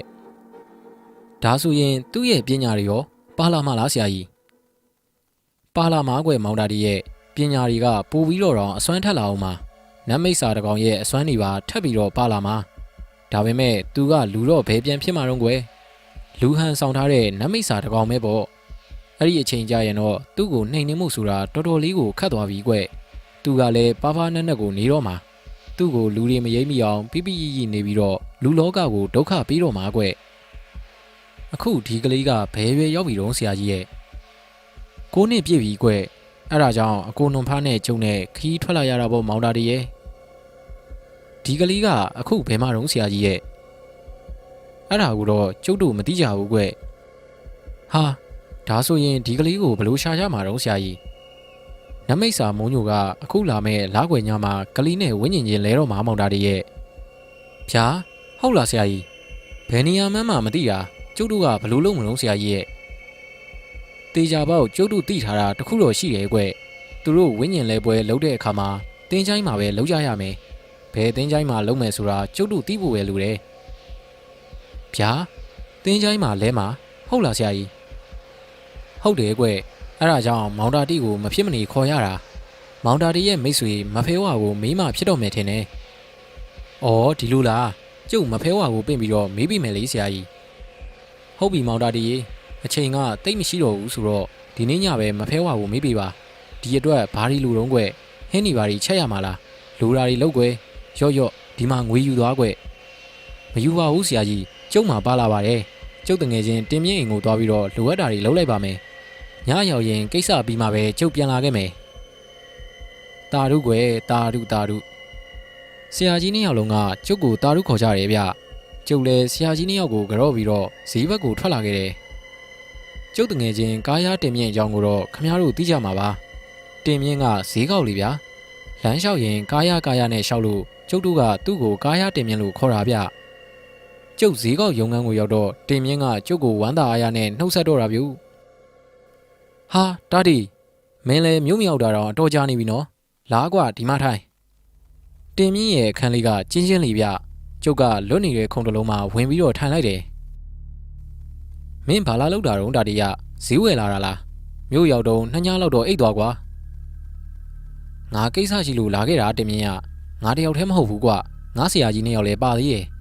အောင်တော်မူเจ้าမှာတဲကြတာကွာငါအခုလာတာကမင်းအကူကြီးလိုချင်လို့ဟေးပြောလီကွာငါကဘာလုပ်ပေးရမှာတော့ငါအမဲသားတပိတ်တာဝယ်ပြီးတော့ဟင်းချက်ချင်တယ်ကွာပြီးတော့ထမင်းလဲချက်ရမယ်ညကြရင်မင်းနဲ့ငါနဲ့တင်းချိုင်းထဲကိုသွားပြီးတော့မဖဲဝါပင့်ကျင်တယ်မင်းငါနဲ့လိုက်ခဲ့ကွာဟာဒါများတာတီယာကဲငါအမဲသားသွားဝယ်ပေးမယ်ပြီးရင်ငါအိမ်ကိုသွားကြမယ် အိမ်ကလူတွေဖျားဘူးသွားတယ်ကွာတပတ်လောက်တောင်ကြာမှာအိမ်မှာကငါတယောက်တည်းကြံခဲ့တာဟိဈေးကောင်းငွေတွေလည်းအပ်ပြီဆိုတော့အခုငါအားနေပြီကွာအမဲသားဝယ်ပြီးရင်အိမ်ပြန်လို့ရပြီအိမ်မှာမင်းနဲ့ငါနဲ့အတူတူချက်ကြတာပေါ့ကွာ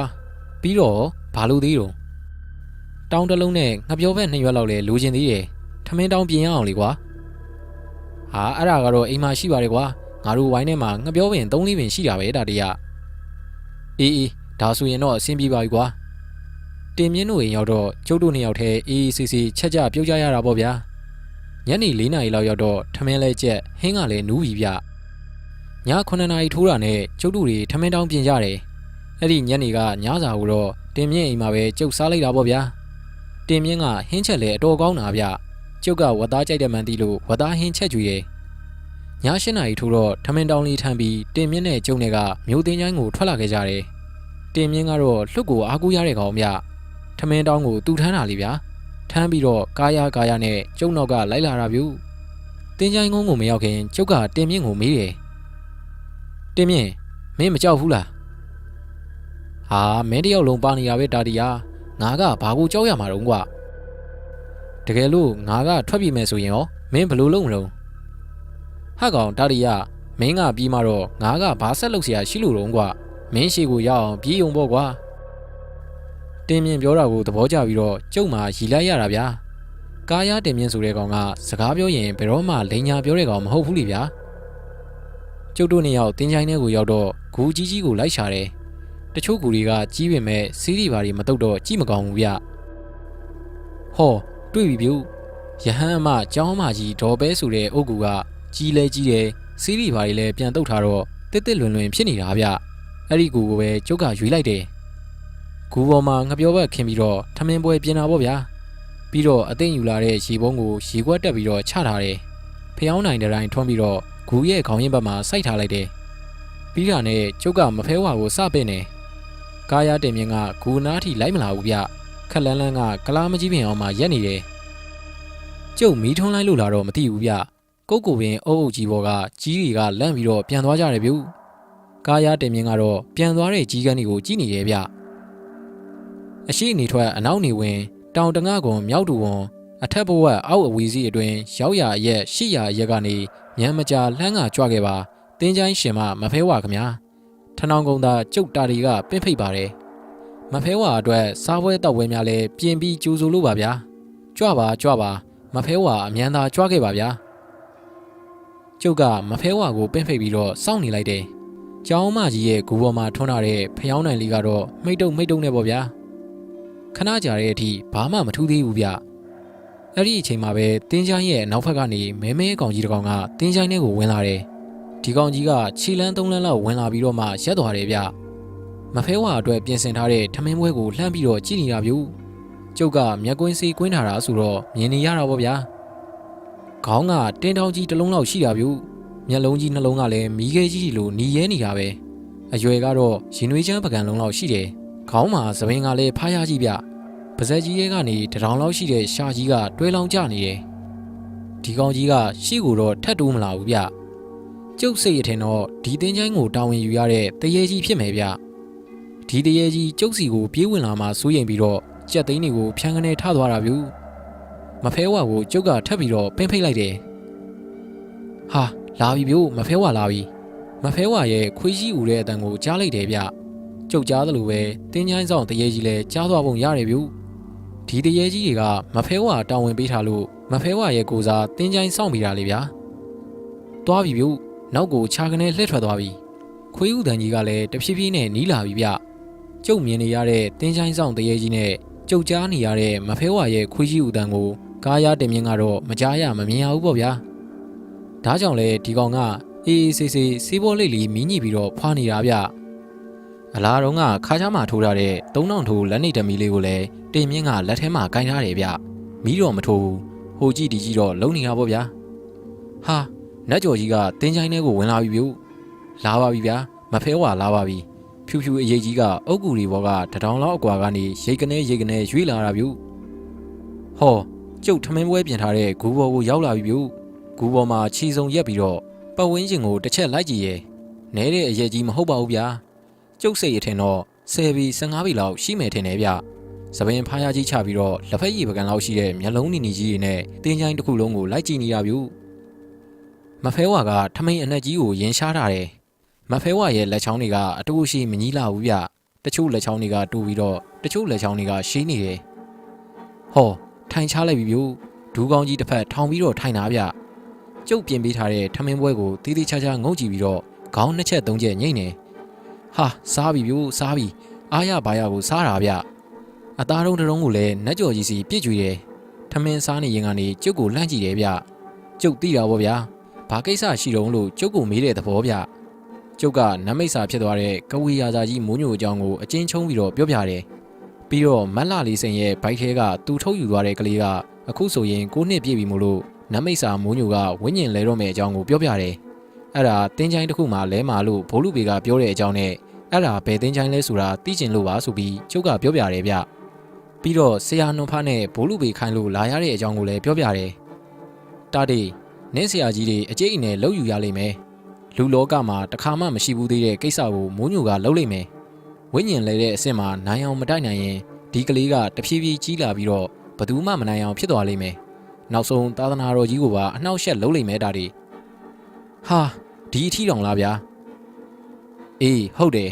အဲ့ဒါကြောင့်နင်းဆရာကြီးတွေကသူတို့အသက်နဲ့ယဉ်ပြီးနှိမ်နှင်းပါမယ်လို့အထက်ပုဂ္ဂိုလ်တွေစီမှာဂရုပြုခဲ့ကြတယ်မိုးညိုကလည်းသူလူလောကကိုပြန်ရောက်ဖို့အတွက်နှစ်ပေါင်းများစွာစီမံခဲ့ရတဲ့ကိစ္စဆိုတော့အသေးအလဲတိုက်မှာပဲတာတီရဲ့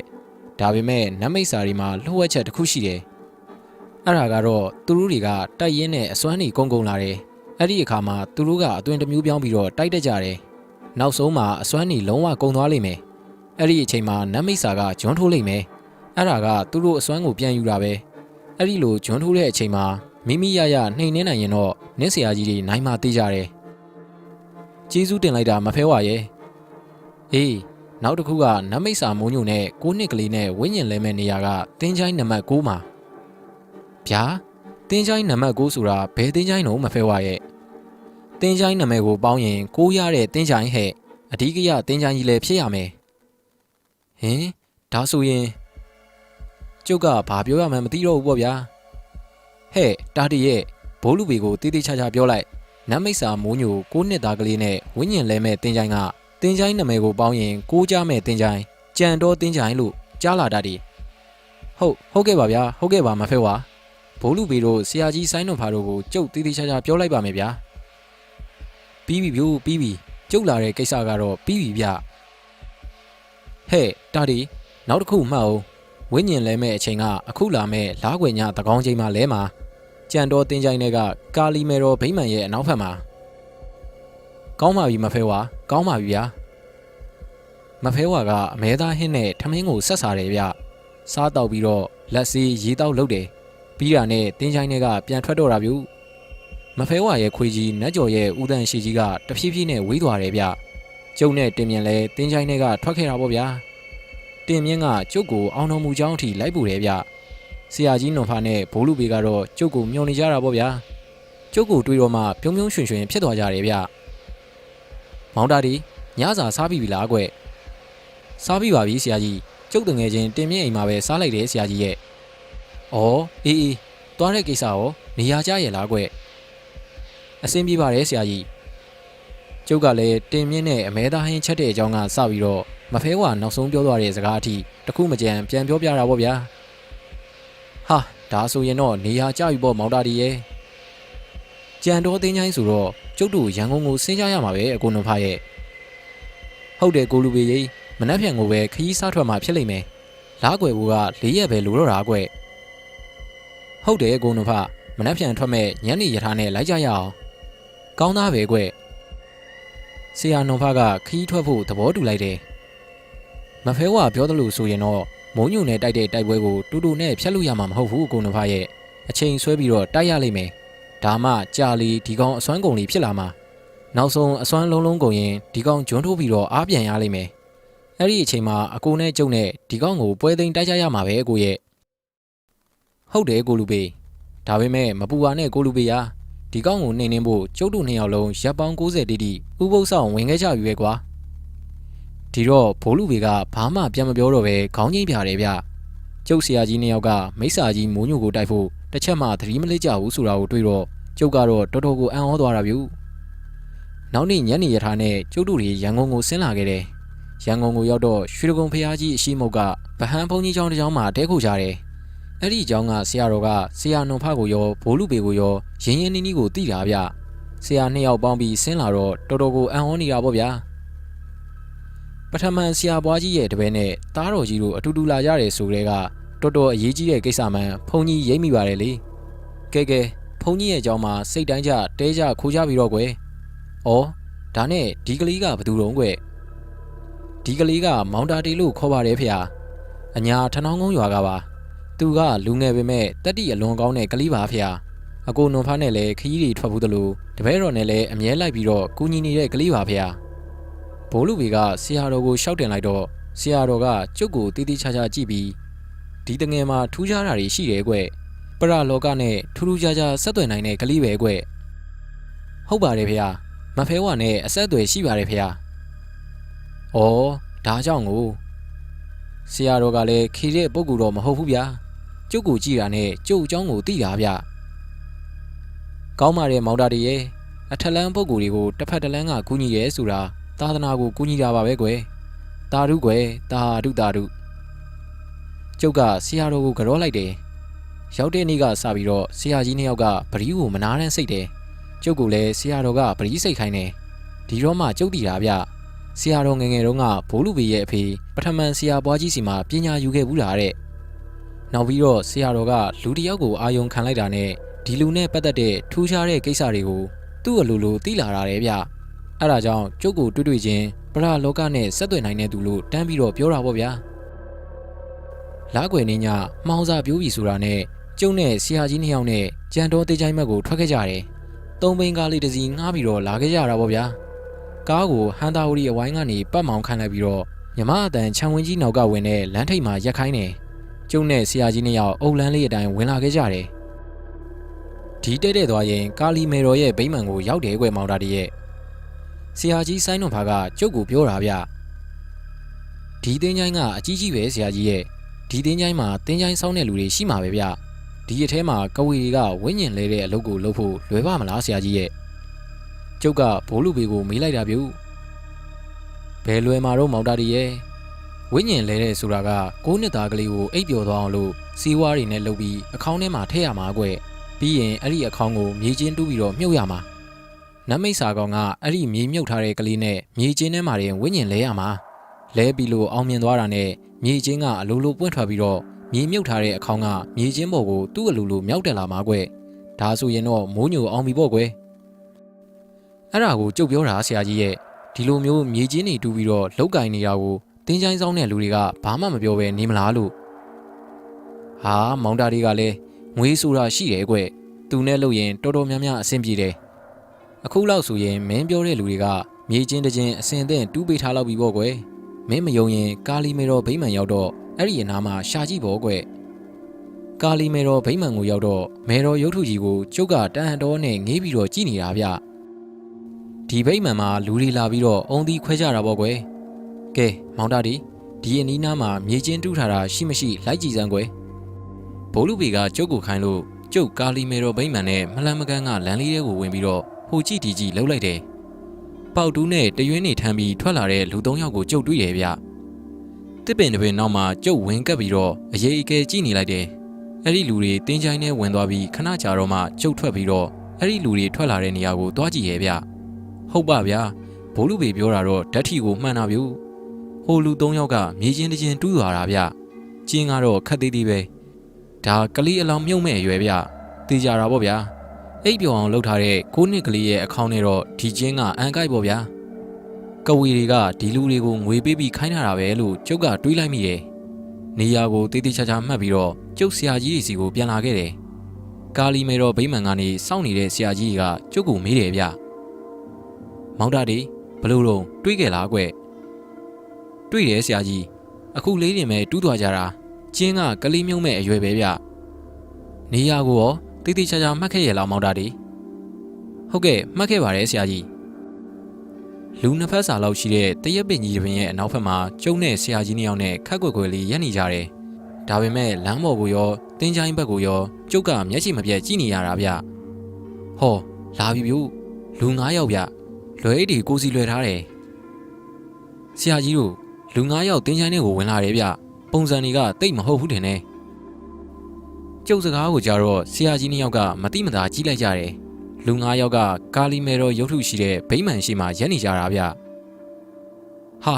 ဟုတ်တာပေါ့မောင်တာတီရဲ့ပစိုးအပြာကွက်တုံးကြီးဝတ်ထားတာရောပြန်ယာမဆိုတဲ့ကောင်ဘောကွယ်ဒီကောင်တွေကရှေ့ပြေးအဖွဲဖြစ်လိမ့်မယ်တင်းချိုင်းထဲမှာရန်သူရှိရင်ရှင်းထားဖို့ပေါ့ကွယ်မကြခင်မှာကျုပ်တို့ရောက်နေတာကိုဒီကောင်နေသိသွားတော့မှာကွယ်ကဲအကိုနှဖကျုပ်တို့ထွက်ပြီးရင်ဆိုင်လိုက်ရအောင်အေးပေါ်ကိုလူပေရဲ့လွတ်ပေလို့မှမဖြစ်တာရင်ဆိုင်ရတော့မှာပေါ့ပြောပြောဆိုဆိုနဲ့ဆရာကြီးဆိုင်းတော်ဖာကအုံလန်းနီနီလေးပေါ်ကိုတက်လိုက်တယ်ဘိုးလူပေကလည်းနောက်ကနေချက်ချင်းပဲထွက်လိုက်သွားတယ်ဗျကျုပ်ကတော့ဆရာကြီး2ယောက်ရဲ့အနောက်ခလန်းလန်းမှာရက်နေတယ်ကျုပ်လက်ထဲမှာတော့ဆရာကြီးဆိုင်းတော်ဖာပေးထားတဲ့အင်းတစ်ချက်နဲ့ဆရာကြီးဘိုးလူပေပေးထားတဲ့အင်းတစ်ချက်ကိုကင်ထားတာပေါ့ဗျာဆရာကြီး2ယောက်ကလမ်းပေါ်မှာရက်ပြီးကာလီမဲတော်ဗိမာန်ရှိကလူစုကိုကြည့်နေတယ်ဗျဟောမြင်သွားပြီဗျမြင်သွားပြီရောပြန်ယာမရဲ့တပည့်တယောက်ကသူ့ဆရာကိုလက်ကုပ်ပြီးတော့ဘိုးလူပေတို့ကိုလက်ညှိုးထိုးပြတယ်ဒီတော့မှရောပြန်ယာမကမြင်သွားတယ်ဗျဟာနုံဖားနဲ့လူပေပါလားငပွားကြီးသားနဲ့တပည့်ပဲငါတို့ဆရာကြီးပြည်တော်ဝင်မဲ့ကိစ္စကိုဟန်တားဖို့ရောက်လာတာပေါ့ဟုတ်စမင်းတို့ကိုမင်းတို့ရဲ့အထက်ပုဂ္ဂိုလ်တွေကခိုင်းစီလိုက်တယ်ပေါ့ဟဲ့ကောင်ယာမစကားရှိမနေနဲ့မင်းတို့ဆရာနတ်မိတ်စာမိုးညိုပြည်တော်ဝင်ရအောင်သူကဘာမလို့တော့ပြည်တော်ဝင်နေဆိုတာအထက်ပုဂ္ဂိုလ်ရဲ့အလုပ်ကွာဟဲ့ကောင်လူပေမင်းကငါမွေးရင်ငါသားလောက်ပဲရှိရဲ့ကောင်မင်းကများငါ့ကိုယာမလို့ခေါ်ရအောင်မင်းကဘာကောင်မလို့တော့ဘဝမိတဲ့ကောင်ကိုမျိုးရိုးပညာတွေကိုတစ္ဆာဖောက်တဲ့ကောင်မင်းကိုယ်တွေကသွေးကကဝေပြန်ဘားရှန်နဲ့မောက်ကြော်မဲဖန်ရဲ့သွေးကွာဟိုကောင်ရှမ်းတခုကမင်းကိုခိုးသွားတာတေသွားတဲ့ငပွားကမင်းအဖေမဟုတ်ဘူးရောပြန်ယာမဆိုတဲ့ကဝေကြီးကလူကောင်ကလည်းထွားထွားကြီးပြခေါင်းမှာလည်းရောင်တုံးကြီးထုံးထားတယ်နှကမ်းမွေးကြီးကလည်းကားကားကြီးနဲ့မျက်လုံးတွေကလည်းပြူးနေတာဗျကျုပ်ဆရာကြီးဆိုင်းတော်ဖာကိုလက်ညှိုးနဲ့ထိုးပြီးတော့ကလေးတစ်ခုလိုပြောနေတာဗျဘိုးလူပေကတော့ဘာမှပြန်မပြောပဲကြည့်ုံပဲကြည့်နေတယ်ကဝေဆိုတာကလွတ်ကိုမာယာများတာဗျဒီတော့ဆရာကြီးတွေကသတိတစ်ချက်မလွတ်အောင်ကြည့်နေကြရတာပေါ့ဗျာဟဲ့ကောင်လူပေမင်းအခုနေဒီဘက်ကိုပြန်လာခဲ့ဒီညတကောင်ရံမှာငါတို့ဆရာကြီးကဝေနဲ့ကြီးကပြည်တော်ဝင်တော့မှာအဲ့ဒီကြရင်မင်းကိုဆရာကြီးကကောင်းကောင်းစောင့်ရှောက်မှာကွာယာမအသက်ကဖြင့်တေကန်နီးနေပြီအခုထိမိုက်ကောင်းတော့မှာလားဘိုးလူပေကပြောပြောဆူဆူနဲ့ရှေ့ကိုခြေနှလန်းတိုးလိုက်တယ်ဗျဒီမှာရင်ပဲရောပြန်ယာမဆိုတဲ့ကဝေကြီးကလည်းရှေ့ကိုခြေနှလန်းတိုးလာတယ်အေးလေမင်းကဒီလောက်တေချင်နေမှတော့လေငါကတက်ပြရတော့မှာပေါ့ကွာကဲဟိုရှမ်းကောင်လည်းအစင်သင့်ပြင်ထားပြီးတော့ပြီးရင်မင်းအလှည့်လာမယ်ပြောပြောဆူဆူနဲ့ရောပြန်ယာမကသူ့ရဲ့လက်နှစ်ဖက်ကိုလေထဲမြောက်ပြီးတော့ဝှိလိုက်တယ်ဗျဘိုးလူပေကပြုံးလိုက်တယ်ပြီးတာနဲ့မြေကြီးကိုဖနှောင်းတစ်ချက်ပေါက်လိုက်ရောဗျဟာယာမရဲ့လက်ထဲမှာမွေးဟောက်ကြီး2ကောင်ဗျဘယ်ဘက်လက်ထဲမှာ1ကောင်ညာဘက်လက်ထဲမှာ1ကောင်ဗျ2ကောင်လုံးပပြင်းကြီးကြီးထောင်ပြီးတော့ခွီကနေလုံးနေတာဗျဟာယာမကြီးကသူ့မွေတွေကိုသူ့မနိုင်ဘူးဗျမွေတွေကအတင်းယုံနေတာဗျဟဲ့ငိမ့်ကြစမ်းတေချင်လို့လားဘိုးလူပေကမြေကြီးကိုဖနှောင်းနဲ့တစ်ချက်ထပ်ပေါက်တယ်ဗျဟာမွေဟောက်ကြီး2ကောင်ကအတင်းယုံပြီးတော့ကဝေကြီးယာမကိုတံပြန်နေပြီဗျတကောင်ကယာမရဲ့လက်ကိုပေါက်ချလိုက်တယ်ယာမရဲ့လက်မှာပေါက်သွားပြီးတော့သွေးတွေထွက်လာတယ်ဗျယာမလည်းလက်ထဲကမွေတွေနဲ့ဘိုးလူပေကိုလှမ်းပစ်တယ်ဒါပေမဲ့မွေတွေကရှေ့ကိုထွက်မလာဘဲနဲ့နောက်မှရက်နေတဲ့ယာမရဲ့တပည့်4ယောက်စီကိုလွင့်သွားတယ်ဗျဟာဘလို့ဖြစ်တာတော့ယာမရဲ့တပည့်တွေကအော်ဟစ်ရင်းနဲ့မွေတွေကိုလက်နဲ့လှမ်းရိုက်တယ်ဒါပေမဲ့မွေးနှကောင်ကအဲ့ဒီလူတွေကိုဒေါသတကြီးနဲ့ပေါက်တော့တာပဲဗျညံလိုက်တဲ့မွေတွေဗျတယောက်စီရဲ့လက်မှာပတ်ပြီးတော့2ယောက်ဇက်တိုက်ကြိုက်တာဗျယာမရဲ့တပည့်4ယောက်စလုံးမွေကြိုက်ခံလိုက်ရပြီဗျသူတို့4ယောက်ကမွေကြီးတွေကိုအတင်းဖယ်ပစ်ပြီးတော့လွယ်အိတ်ထဲကစီးကောင်းနေထုတ်ပြီးဝါးစားကြတယ်ယာမကတော့မွေကြိုက်ခံလိုက်ရတဲ့သူ့လက်ကဒဏ်ရာကိုဒရေးနဲ့ထွီကနေတစ်ချက်ထွေးလိုက်ပြီးလက်နဲ့တက်ချလိုက်တာဒဏ်ရာကချက်ချင်းပျောက်သွားရောဗျပြီးတာနဲ့ဘိုးလူပေဘက်ကိုလှည့်ပြီးတော့စက်တွေလွတ်တော့တာပဲဗျကဲရော့ဟိယာမရဲ့စက်ကိုခံနိုင်ရင်ခံပြီးတော့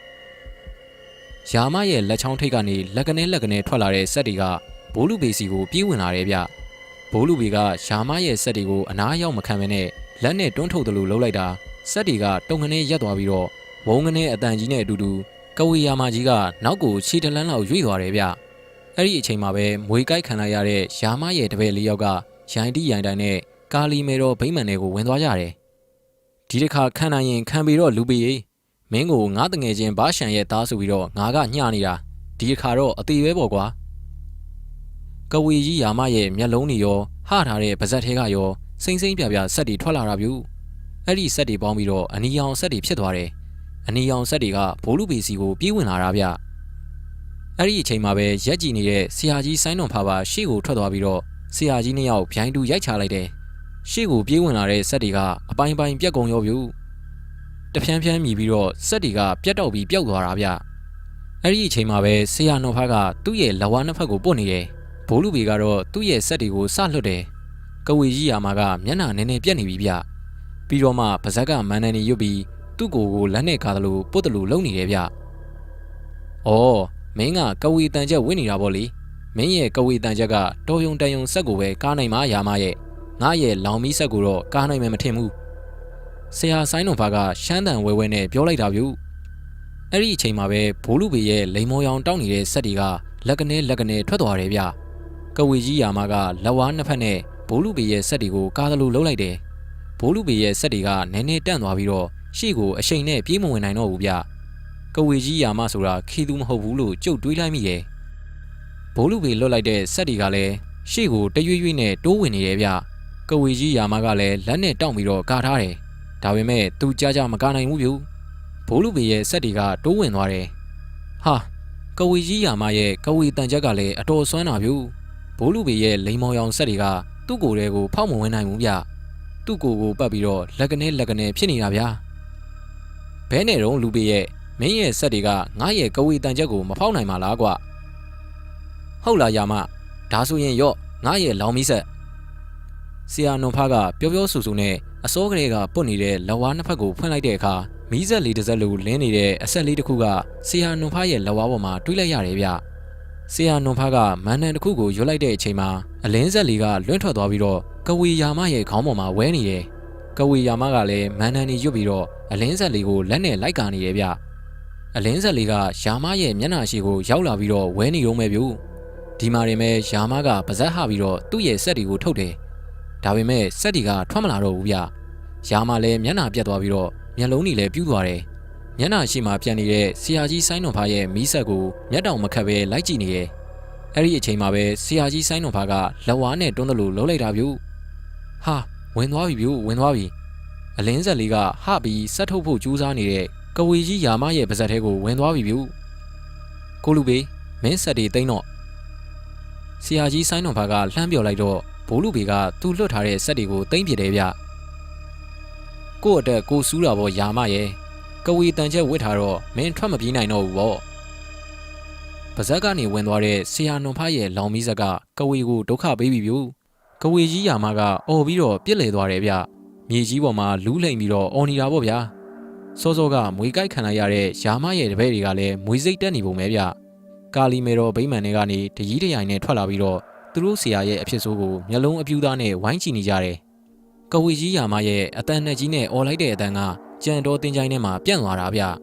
ခဏနေတော့ယာမကငြိမ်သွားတယ်ဟာငရဲမိတော့ထပြီဗျအကုသို့များလို့နဲ့ကဝေကြီးဗျငရဲမိတော့ကြီးထလောင်တာဗျယာမရဲ့တပည့်တွေလည်းကာလီမေတော်ရုပ်ထုကြီးရဲ့နောက်ကိုပြေးဝင်သွားကြတယ်ဗျ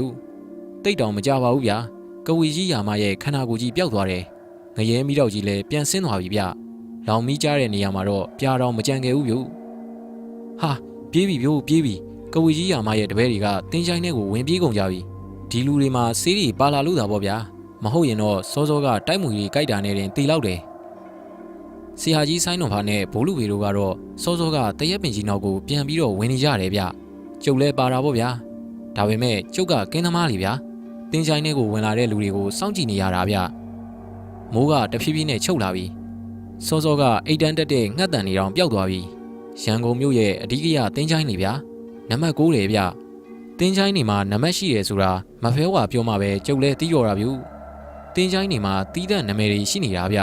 အဲ့ဒီနာမည်တွေပေါင်းလို့ကြားတဲ့ခဏန်းကအဲ့ဒီတင်းချိုင်းရဲ့နံပါတ်ပဲတဲ့နံပါတ်တူတဲ့တင်းချိုင်းတွေလည်းရှိမှာပေါ့ဗျာကျုပ်စဉ်းစားတယ်ဗျ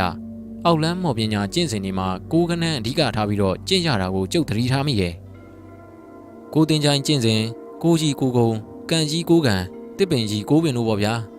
ကိုချင်းကျင့်စဉ်ဆိုတာတော့လူသိများပါတယ်ကိုချင်းအောင်နဲ့ကဝေးတို့ကိုတင်ချိုင်းအောင်နဲ့ကဝေးတို့ကိုတင်ချိုင်းဓာတ်တို့ဆိုတာတွေကအားလုံးကိုကနန်းနေပဲဗျအခုလဲနမိတ်စာမိုးညိုကပြည်တော်ဝင်မဲ့အစီရင်မှာကလေးရဲ့ဝိညာဉ်နဲ့သူ့ဝိညာဉ်လဲမဲ့နေရာကိုအဓိကရတင်ချိုင်းကြီးဖြစ်တဲ့ကိုးနံပါတ်ရတဲ့ကြံတော်တင်ချိုင်းကြီးမှာစီးရင်လာလေဗျာတဖြည်းဖြည်းနဲ့အမှောင်တူကတော့တင်ချိုင်းကုန်းကြီးထဲမှာကြီးစိုးလာပြီဗျတစ်ချက်အော်လိုက်တဲ့ငှက်တန်ကြီးတတန်းကလွဲလို့တိတ်ဆိတ်နေရဗျတခါတလေကြတော့လဲဘိုးကောင်လေးတွေရဲ့အော်တန်ကိုကြားနေရတယ်ကျုပ်တို့ခိုနေတဲ့တရက်ပင်ကြီးနဲ့မလန်မကန်းမှာရှိတဲ့တစ်တူပင်ကြီးပေါ်မှာအိတ်တန်းတက်နေတဲ့ရှင်းတကောင်ရဲ့အိတ်ပျော်ရင်ရောင်အော်နေတဲ့အတန်ကိုလည်းတစ်ချက်ကြားနေရတယ်ဆွဲငင်ဦးနေတဲ့ခွေးကြီးတကောင်ရဲ့ဦးတန်ကိုတင်းချိုင်းရဲ့အလေလောက်ကထွက်လာတာလဲကျုပ်တို့ကြားနေရတယ်ကြီးတွေကလည်းပြိုနေတာဗျရုတ်တရက်ကြီးကိုကြီးတွေထပြူတာဗျာကျုပ်တော်မှကြက်သိန်းကြီးထသွားတယ်ဗျမောင်တာဒီသတိထားဘာမှမကြောက်နဲ့အကွဒီကောင်ကြီးရောက်လာတော့မယ်ဆရာကြီးဘိုးလူပေကကျုပ်ကိုကြောက်မှဆိုလို့သတိပေးတာဗျကျုပ်ကတော့ကြောက်ဖို့ကိုသတိမရတာပါဗျာဘာတွေဖြစ်မှလဲဆိုတာကိုပဲသိကျင်နေတာဗျဟောမီးအောင်တွေ့တယ်ဗျခြေကားတစ်စီးကတင်းချိုင်းထဲကိုဝင်လာတယ်ဟာတစ်စီးမဟုတ်ဘူးဗျနှစ်စီးကာလီမေတော်ဗိမ္မာန်ရှိမှာပဲခြေကားနှစ်စီးလုံးရက်လိုက်ပြီးတော့ကားပေါ်ကလူတွေဆင်းလာကြတယ်အပေါ်ဖြူအောက်ဖြူဝတ်ထားတဲ့လူနှစ်ယောက်လဲပါလာတယ်ဗျခြေကားမီးအောင်မှာတွေ့နေရတာအဝိဖြူနဲ့လူနှစ်ယောက်ကဘေးဘက်ဆင်းပြီးတော့ရက်နေတယ်ဟာကားပေါ်မှာအခေါင်းပါလာတာပဲဗျကျွန်းသားအခေါင်းဗျာပေါ်လေးရောင်ကိုဝင်းနေတာပဲဒါပေမဲ့အခေါင်းကတူလေးဗျ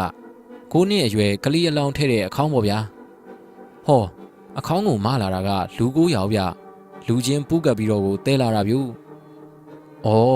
ကွက်တီကိုစီးစင်တာပဲဗျ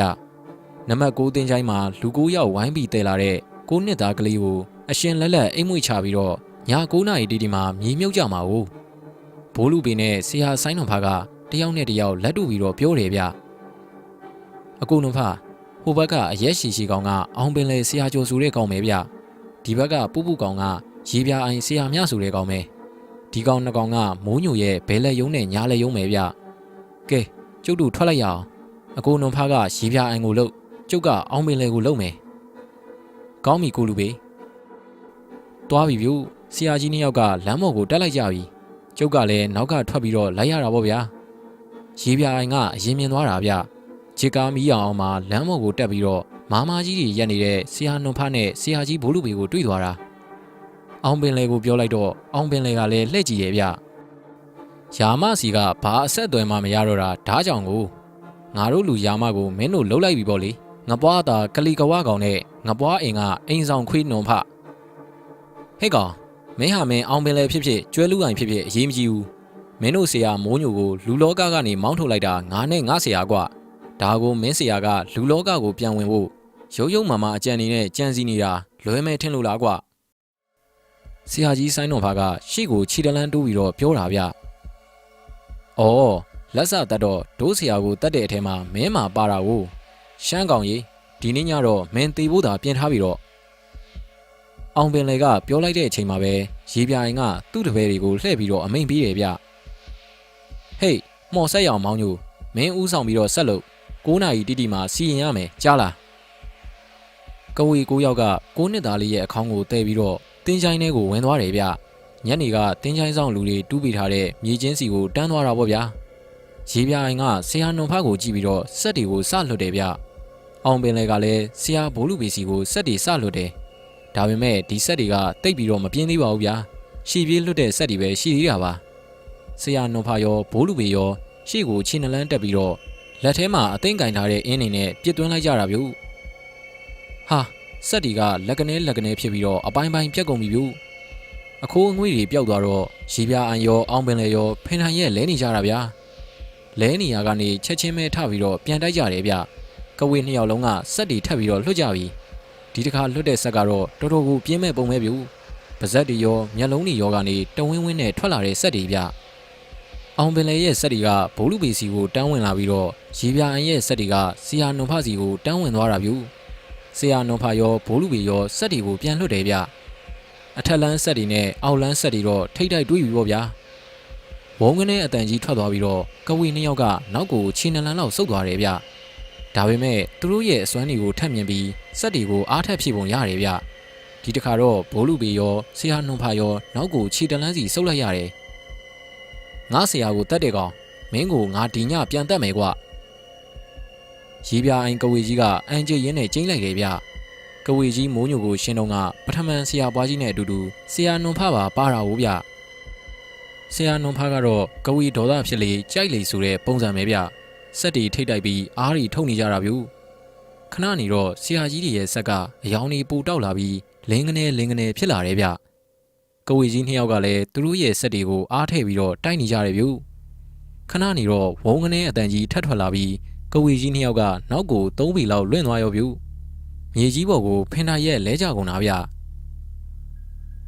ျအဲ့ဒီအချိန်မှာပဲကင်းတန်ချောင်းခောက်တဲ့အတန်ကိုကြားရတယ်ဗျည9နာရီထိုးပြီပေါ့ဗျာမော်ဆက်ရောင်မောင်ညူဆိုတဲ့ကဝေကြီးဥဆောင်ပြီးတော့ကလေးရဲ့အခေါင်ကိုမြေမြုပ်လိုက်ကြပြီထင်တယ်ဗျကဝေနှစ်ယောက်ကလည်းပြန်ထလာကြတယ်ထုတ်ပြန်ပြီဗျနှစ်ယောက်စလုံးစက်တီထပ်ပြီးတော့ထုတ်ကြပြန်ပြီဆရာနွန်ဖားနဲ့ဘိုးလူဝေကတယောက်နဲ့တယောက်မတိမတာကြည့်လိုက်ပြီးတော့ခေါင်းငိမ့်ပြကြတယ်ပြီးတာနဲ့လွယ်ထားတဲ့လွယ်တီတွေကအင်းတစ်ချက်စီထုတ်ပြီးတော့ကင်ထားကြတယ်ဟာဒီတစ်ခါကဝေထုတ်တဲ့ဆက်ကအတန်မှမြည်တာဗျကျုပ်ကြုံဘူးသမျှထဲမှာအတန်မြည်တဲ့ဆက်ဆိုတာဒီတစ်ခါပဲတွေ့ဘူးတာဗျဟောပြေးဝင်လာပြီဗျဆက်တီကအယောင်တဝင်းဝင်းနဲ့ဆရာကြီးစီကိုပြေးဝင်လာပြီဆရာကြီးတွေကလက်ထဲကအင်းနဲ့ပြစ်ချလိုက်ပြီဗျာဟာစက်ရောင်တွေကိုချက်ချင်းပျောက်သွားတာဗျကျုပ်စိတ်ရထင်တော့ကဝေဆက်ဖြတ်ရင်လို့ထင်တယ်ဗျရေပြအန်ရောအောင်ပင်လေရောလွေးတီတွေကိုနှိုက်ပြီးတော့မန်နန်နီရွတ်နေတယ်ဟာတိုက်နွားတွေဗျနွားနဲ့ကြီးနှကောင်ဘွားကနေပေါ်လာတာဗျနွားကြီးနှကောင်ကဘိုးလူပေတို့ကိုပြေးဝေဖို့အတွက်ပြင်နေကြတာဗျနှာရီတရှူးရှူးနဲ့မှုတ်ခွာရီရက်နေဗျဘိုးလူပေနဲ့ဆရာနှုံဖကလည်းအင်းတစ်ချက်စီကင်ပြီးတော့အစင်သင့်စောင့်နေတာဗျဟောလာပြီဗျပြေးဝင်လာပြီပြစ်ပြီဗျဆရာကြီးတွေကလည်းအင်းနဲ့ပြစ်ပြီအထက်လမ်းပညာနဲ့အောက်လမ်းမော်တက်တီထိတ်တိုက်တွေတိုင်းအုံကနေဒိုင်းကနေအတန်တွေထွက်လာတာဗျဒီပညာတွေကမမြင်ရပေမဲ့အစွမ်းကတော့အတော်ကြီးတာဗျဟာသွားပြီဗျသွားပြီနွားနဲ့ကြီးနှစ်ကောင်လုံးလေဘင်းနေတီကနေပြက်ကြပြီးတော့ပျောက်သွားပြီဗျကဝေကြီးနှစ်ကောင်လည်းကောင်းကင်ကိုလက်ညှိုးနဲ့ထိုးပြီးတော့မန်နန်နီရွတ်နေတယ်ဆရာနွန်ဖကဘိုးလူပေကိုလှည့်ကြည့်ပြီးခေါင်းတစ်ချက်ငိမ့်ပြတယ်ပြီးတာနဲ့အင်းတစ်ချက်စီထုတ်ပြီးတော့မန်နန်ရွတ်နေတဲ့ကဝေကြီးနှစ်ယောက်စီကိုဗျိုင်းတူပြစ်သွင်းလိုက်ရောဗျအုံကနေအတန်ကြီးနှစ်တန်ထွက်သွားပြီးတော့မိကိုလုံးကြီးတွေထသွားတယ်ဗျဆရာကြီးနှစ်ယောက်ကတော့သတိထားပြီးစောင့်ကြည့်နေတယ်မိကိုတွေပြတ်သွားတော့မြေကြီးပေါ်မှာစန်းစန်းကြီးတွေလဲနေတဲ့ရေပြအိုင်ကဝေနဲ့အောင်ပင်လေကဝေကြီးကိုတွေ့ရတယ်ဗျကျုပ်စိတ်ရထင်တော့ဆရာကြီးတွေပြက်လိုက်တာကဝေတက်ဖြန်ရင်ထင်နေဗျတိုက်ပွဲကတော့ပြီးသွားပြီပေါ့ဗျာခဏစောင့်ကြည့်ပေမဲ့ကဝေကြီးတွေကလုံးဝလှုပ်မလာတော့ဘူးဒီကဝေတွေအစင်းလောက်နေတော့ငရဲမိတော့ထားမဲ့ပုံမပေါ်ဘူးဗျခြေကားမိအောင်မှကြုတ်ကြည့်လိုက်တော့ကဝေကြီးနှစ်ယောက်ရဲ့ပါဇက်ထဲကနေသွေးတွေစီးကြနေတယ်ကဲရေပြအိုင်နဲ့အောင်ပင်လေကြီးဆင်းသွားကြပြီတော့ဟေ့အပယ်လေးပုံကမင်းတို့ကိုကြိုနေကြမှာပါကဲအကိုနုံဖကလေးမြုပ်တဲ့နေရာကိုကျုပ်တို့လိုက်ကြရအောင်မောင်တာဒီမင်းကကျုပ်တို့ကိုလမ်းပြပြီးတော့ကျုပ်ကလည်းညနေကကြည့်ထားတဲ့နေရာစီကိုဆရာကြီးနှစ်ယောက်ကိုခေါ်သွားတယ်ဗျတိတ်တောင်မရှာရပါဘူးဗျာဖျောင်းနိုင်နေဝိုင်းထွန်လာတဲ့မြေပုံကိုတွေးတော့တယ်ဖျောင်းနိုင်က9တိုင်ဗျဖျောင်းနိုင်တိုင်းစီမှာလူတယောက်စီတမင်ခွေထိုင်ပြီးတော့မန်နန်နီရွတ်နေတာဗျမော်ဆက်ရောင်မောင်ညိုဆိုတဲ့လူကတော့မြေပုံရဲ့ခေါင်းရင်းမှာထိုင်နေတယ်အားလုံးမျက်စိတွေမှိတ်ပြီးရွတ်ဖက်နေကြတော့ကျုပ်တို့တင်းချိုင်းနဲ့ဝင်လာတာကိုမသိကြဘူးဗျဟဲ့ကောင်လေးနတ်မိတ်စာတကောင်ကလူလောကကိုလွယ်လွယ်နဲ့ပြန်ရောက်လာမယ်လို့မင်းတို့ထင်နေလို့လားဘိုးလူပေရဲ့အောင်မြင်တဲ့အတန်ကတင်းချိုင်းထဲမှာဟိမ့်ထွက်သွားတယ်ဗျမန်နန်ရွတ်နေတဲ့ကဝေ9ယောက်လည်းမန်နန်ရွတ်တာကိုရက်လိုက်ပြီးတော့ချက်ချင်းပဲအုပ်စုလိုက်စုလိုက်ကြတယ်ရှေ့ဆုံးမှာရက်နေတာကမှော်ဆက်ရောင်မောင်ညိုဆိုတဲ့ကဝေဗျဟေးလူရှုပ်တွေမင်းတို့ဘာလာရှုပ်တာတော့ငါတို့အလုံးငါတို့လုံနေတာအခုပြန်သွားကြငါတို့ကပြန်ဖို့လာတာမဟုတ်ဘူးကွာတိုက်ဖို့လာတာဆရာနွန်ဖကတော့ခက်ပြက်ပြက်ပဲပြောလိုက်တာဗျကဝေတွေကလည်းသူတို့ဆက်တွေကိုထုတ်ကြတယ်ဗျဒီကဝေတွေကအစင်းသိမ့်မမြင်တော့သူတို့ဆက်တွေကလည်းတိတ်မပြင်းဘူးဗျဒါပေမဲ့ဒီလူတွေကသူတို့ရဲ့ဆက်တွေကိုပေါင်းပြီးတော့တိုက်တဲ့ပုံစံမျိုးဆက်တွေပေါင်းလိုက်တော့တော်တော်ကိုအယောင်ကြီးတောက်သွားတယ်ဗျကဝေဆက်တွေပေါင်းထားတဲ့ကိုးပင်လိန်ဆက်ကဆရာကြီးတွေစီကိုတလက်လက်နဲ့ဝင်လာတာဗျဆရာဆိုင်းနွန်ဖာရောဘိုးလူပေရောအင်းတစ်ချက်စီကင်ထားတယ်ဗျ စက်တီရှိကိုတိုးလာတာနဲ့ရှိတလန်းတိုးပြီးတော့အင်းနီကိုပြန်ပြေးကြတယ်။ဗျိုင်းတူပြစ်လိုက်တဲ့အင်းနီကအယောင်တွေတဝင်းဝင်းနဲ့ပြေးဝင်သွားတာဗျ။ဟာသွားပြီဗျာ။ကိုးပင်လိန်စက်တီအပိုင်းပိုင်းပြက်ပြီးတော့ကဝေ9ယောက်လုံးဖင်ထိုင်ရက်တွေလဲသွားပြီဗျ။ကဝေတွေသတိလက်တလို့ဖြစ်သွားပုံရတယ်။ခဏငြိမ်သွားပြီးတော့မှပြန်ပြီးကုန်းထားလာတယ်။ပြီးတာနဲ့တင်းချိုင်းဘက်ကိုထွက်ပြေးတော့တာဗျ။မော်ဆက်ရောင်ဆိုတဲ့ကဝေတယောက်ပဲမတ်တက်ရက်ပြီးတော့ကြံခဲ့တာဗျာ။အော်သူ့ရဲကောင်းကြီးကမပြေးပဲကြံနေတာ哦အေးမှတ်ထားငါနာမည်မှော်ဆက်ရောင်ဆေးဟာညိုတဲ့မင်းတို့ကိုသူသေးကိုသေးတိုက်မဲ့ကောင်ဆိုတာမှတ်ထားကွာဘိုးလူကြီးကဆေးဟာနွန်ဖကိုဖယ်ခိုင်းလိုက်ပြီးတော့သူတယောက်တည်းတိုက်ဖို့ပြန်လိုက်တယ်ဗျမှော်ဆက်ရောင်ဆေးဟာညိုကသူ့ရဲ့လက်ဝါးနှစ်ဖက်ကိုပုတ်နေတယ်ဆေးဟာကြီးဘိုးလူကြီးကလွယ်အိတ်ထဲကပစ္စည်းလေးတစ်ခုကိုထုတ်လိုက်တယ်ဟာရွှေချထားတဲ့တန်ကဝီရုပ်လေးဗျဘိုးလူပေကလည်းတန်ကဝီရုပ်လေးကိုလက်ဝါးပေါ်တင်ပြီးတော့မန်နန်ရွတ်တယ်။တန်ကဝီရုပ်လေးကလည်းအယောင်တွေတဝင်းဝင်းထွက်လာတာဗျ။မော်ဆက်ရောင်ဆရာညိုရဲ့လက်ဝါးတွေကလည်းကွန်တီလုံးလောက်ရှိတဲ့ဆက်ကလေးတစ်ခုအယောင်တလက်လက်ထွက်နေရဲ့ဗျ။ဒါကြောင့်လဲမော်ဆက်ရောင်လို့ခေါ်တာ哦။ဆရာနွန်ဖခတ်တူတူပြောလိုက်တဲ့အတန်ကိုကြုတ်ကြားလိုက်တယ်ဗျ။မော်ဆက်ရောင်ဆရာညိုရဲ့လက်ထဲကဆက်အလုံးလေးကတဖြည်းဖြည်းကြီးလာတာပကံလုံးရွယ်လောက်ဖြစ်လာတယ်။အဲ့ဒီအချိန်မှာဘိုးလူပေရဲ့လက်ဝါးပေါ်မှာတင်ထားတဲ့တန်ကဝီရုပ်လေးကလည်းစက်တီထွက်ပြီးတော့တဝီဝီနဲ့အတန်တီထွက်လာတယ်ဗျဆရာညိုရဲ့မော့ဆက်လုံးလေးကလေထဲကိုမြောက်တက်လာတဲ့အချိန်တန်ကဝီရုပ်လေးကလည်းလေထဲကိုမြောက်တက်လာတာဗျဟောပြန်သွားပြီဗျတန်ကဝီရုပ်လေးကပြန်ထွက်သွားပြီးတော့ဆရာညိုရဲ့မော့ဆက်လုံးကိုတန်ကဝီကပတ်ပြီးတော့ပြန်နေတာဗျမော့ဆက်လုံးကစက်တီကလည်းဘေးကိုဖြတ်ကနေဖြာထွက်လာတယ်တန်ကဝီရုပ်လေးကထွက်တဲ့စက်တီကလည်းဘေးကိုဖြာထွက်သွားပြီးတော့ဆက်နှစ်ခုတိုက်ပြီးတော့ဝင်းကနေအယောင်တွေထလက်သွားတယ်ဗျမော်ဆက်လုံးကိုတန်ကဝီကပတ်နေတော့မဲ့ဗျခဏကြာအောင်ပတ်ပြီးသွားတဲ့အချိန်မှာမော်ဆက်လုံးကအပေါ်ကိုတရွေ့ရွေ့နဲ့မြင့်တက်သွားတယ်တစ်ပင်ကြီးရဲ့ထိပ်ဖြားကိုကျော်သွားတဲ့အချိန်မှာတန်ကဝီရုပ်လေးကထွက်လာတဲ့စက်ရောင်တွေကလင်းထိန်လာတယ်ဗျဖြာထွက်လာတဲ့စက်တွေကလိန်မော်ရောင်စက်တန်းတစ်ခုကမော်ဆက်လုံးဘက်ကိုလှစ်ကနေလက်ပြီးတော့ဝင်သွားတယ်ဗျအုံကနေအတန်ကြီးနဲ့အတူတူတစ်ပင်တွေရဲ့ပေါ်မှာမီးကိုလုံးကြီးထွက်လာတယ်ဗျမော်ဆက်လုံးကကွဲထွက်သွားတာဗျမော်ဆက်လုံးကထွက်လာတဲ့စက်ရောင်တွေကဖြာထွက်ပြီးတော့ဘေးပတ်ပတ်လေကိုပြန့်သွားတယ်ဗျအဲ့ဒီအချိန်မှာပဲတန်ကဝီရုပ်လေးကအောက်ကိုနှိမ့်ပြီးတော့ပြန်ချလာတယ်တဝီဝီအတန်နဲ့တန်ကဝီရုပ်လေးကကျုပ်တို့ဘက်ကိုပြန်လာပြီးတော့စက်တန်းတစ်ခုလွှတ်လိုက်တာမော်ဆက်ရောင်ဆရာညိုကတော့အငိုင်းမိသွားတယ်ဗျလိန်မော်ရောင်စက်တန်းလေးကလက်ကနေဖြစ်ပြီးဆရာညိုရဲ့ကိုယ်ထဲကိုဖောက်ဝင်သွားတယ်ဗျဆရာညိုရဲ့အော်တန်ကတင်းချိုင်းထဲမှာကိုဟိန်းသွားတာပေါ့ဗျာဆရာညိုကဒူးထောက်ရဲ့ကျသွားပြီးတော့ထိုးပန်တော့တယ်ဗျတွေးရီများဗျာမြင်လို့တော့မကောင်းပါဘူးကြံတော်တင်းချိုင်းရဲ့မြေပြင်ပေါ်မှာရဲသွားတာဗျအရှင်လက်လက်အိမ်မွေးချပြီးမြုပ်ထားတဲ့ကလေးရဲ့မြေပုံဘေးပတ်ပတ်လည်မှာထွန်းလာတဲ့ဖျောင်းနိုင်9တန်ရဲ့အလင်းရောင်အောင်မှာဒူးထောက်ရဲ့ကြီးဖြစ်နေတဲ့ဆရာညိုကတော့အသက်ကိုမနှဲရှူနေရတဲ့ပုံပဲဗျဆရာကြီးဘိုးလူပေကတန်ကဝီရုပ်လေးကိုလက်ဖွားဖြန့်ပြီးတော့ပြန်ခေါ်လိုက်တယ်တန်ကဝီရုပ်လေးကစက်တီပြောက်သွားပြီးဘိုးလူပေရဲ့လက်ထဲကိုပြန်ရောက်သွားတယ်ဗျဟောထပြီဗျထလာပြီမော်ဆက်ရောင်ဆရာညိုကဒီကြီးရိုင်နဲ့ထလာတယ်ဗျဆရာနွန်ဖားနဲ့ဘိုးလူပေကိုမျက်လုံးပြူးကြီးနဲ့ကြည့်ပြီးတော့သူ့လွယ်အိတ်ထဲကအထုပ်ထုတ်ကိုထုတ်လိုက်တယ်ဟဲ့ကောင်မော်ဆက်ရောင်မင်းတော်တော်ယုံညံ့တဲ့အကောင်ပဲကွာမင်းကိုငါတို့ကလှုပ်ပေးဖို့စိတ်ကူးထားတာမင်းကဒလိုယုံညံ့တဲ့ပစ္စည်းနဲ့တိုက်ဖို့လုပ်တယ်ဆိုတော့မင်းကိုဘလို့မှခွင့်မလွတ်နိုင်တော့ဘူးကွာဆရာနွန်ဖားကပြောပြောဆူဆူနဲ့ရှီတလန်းတိုးပြီးလက်ထဲကအင်ဂျင်နဲ့ပြစ်သွင်းလိုက်တာဗျဟာဝုံကနေအတန်ကြီးနဲ့မီးကိုလုံးကြီးထသွားတာဗျမီးကိုလုံးကြီးတဖြည်းဖြည်းပြက်ပြဲသွားတဲ့အချိန်မှာကြုတ်ကြည့်လိုက်တော့မော်ဆက်ရောင်ဆရာညိုကမြေကြီးပေါ်မှာစမ်းစမ်းကြီးဖြစ်နေပြီဗျအကိုနွန်ဖာကဝေတက်ဖြတ်အင်းမို့လားဘိုးလူပေကမေးတယ်ဗျဆရာနွန်ဖာကခေါင်းငိမ့်ပြလိုက်ပြီးတော့ပြန်ပြောတယ်ဟုတ်တယ်ကိုလူပေဒီကောင်အင်မတန်ယုံမာတာမီးတွင်ထဲမှာတည်သွားတဲ့မိန်းမရဲ့ထမိန်နဲ့စီရင်ထားတဲ့အစီရင်ကိုထုတ်ပြီးတော့တိုက်ဖို့လုပ်တာကွဒါမျိုးကိုအခွင့်အရေးပေးလို့မဖြစ်ဘူးအင်မတန်ယုံညံ့တဲ့အစီရင်မဲကိုလူပေရဲ့တိတ်ဟုတ်တာပေါ့အကိုနွန်ဖရဲ့အဲ့ဒီထမိန်ရဲ့စီရင်ကိုလေတင်ကခါလိုက်တာနဲ့ကျုပ်တို့တကူလုံးမှာအပိန်ကြီးတွေထားပြီးတော့ရားရံကုန်ပါဗျပြီးတော့ကျုပ်တို့မှာပါလာတဲ့စီးတော်တွေကအဆောင်နေရှောင်ထွက်သွားကြမှာကဝေရီရဲ့အစီရင်ထဲမှာအယုံညံ့ဆုံးအစီရင်ပဲဗျဒါကြောင့်လဲကျုပ်လုံးလိုက်ရတာပေါ့ကိုလူပေရဲ့ကဲမောင်တာတွေအချိန်မရှိဘူးကွမြုပ်ထားတဲ့ကလေးကိုမြန်မြန်ဖော်မှဖြစ်မယ်ဒီနားမှာတူးစရာဘာများရှိတုံးကွကျုပ်ကစိုးစိုးကလေးကမြင်ထားပြီးသားလေဗျာ ညနေကကျင်းတူးတဲ့လူတွေ12ရာသီပင်လေးရောက်မှပေါက်တူးတက်လက်ကြမ်းခဲ့တယ်ဗျညနေကရောက်ရောက်ချင်းကျုပ်လာကြည့်ကြတဲ့ကအဲ့ဒီပေါက်တူးကိုတွေးထားတာဗျကျုပ်ကအချိန်မဆိုင်ပဲပေါက်တူးကိုပြေးယူပြီးခပ်ဖွားဖွားဖို့ထားတဲ့မြေကြီးတွေကိုမနာရမ်းပဲပေါက်ထုတ်ပြတယ်ဗျညနေကလေးကကျုပ်တွေ့တယ်မြေချင်းကတိမ်တိမ်လေးပဲတူးထားတာလေဗျကျုပ်လည်းတိတ်မတူးလိုက်ရဘူးဗျကျွန်းခေါင်းလေးပေါ်လာတယ်ကျုပ်လည်းကျင်းထဲကိုဆင်းပြီးတော့ကျွန်းခေါင်းလေးကိုမရတယ်ဆရာကြီးနှစ်ယောက်ကအပေါ်ကဆွဲယူတယ်ကဲအဖုံးမြန်မြန်ဖွင့်ပြီးတော့မောင်တာတီကြီး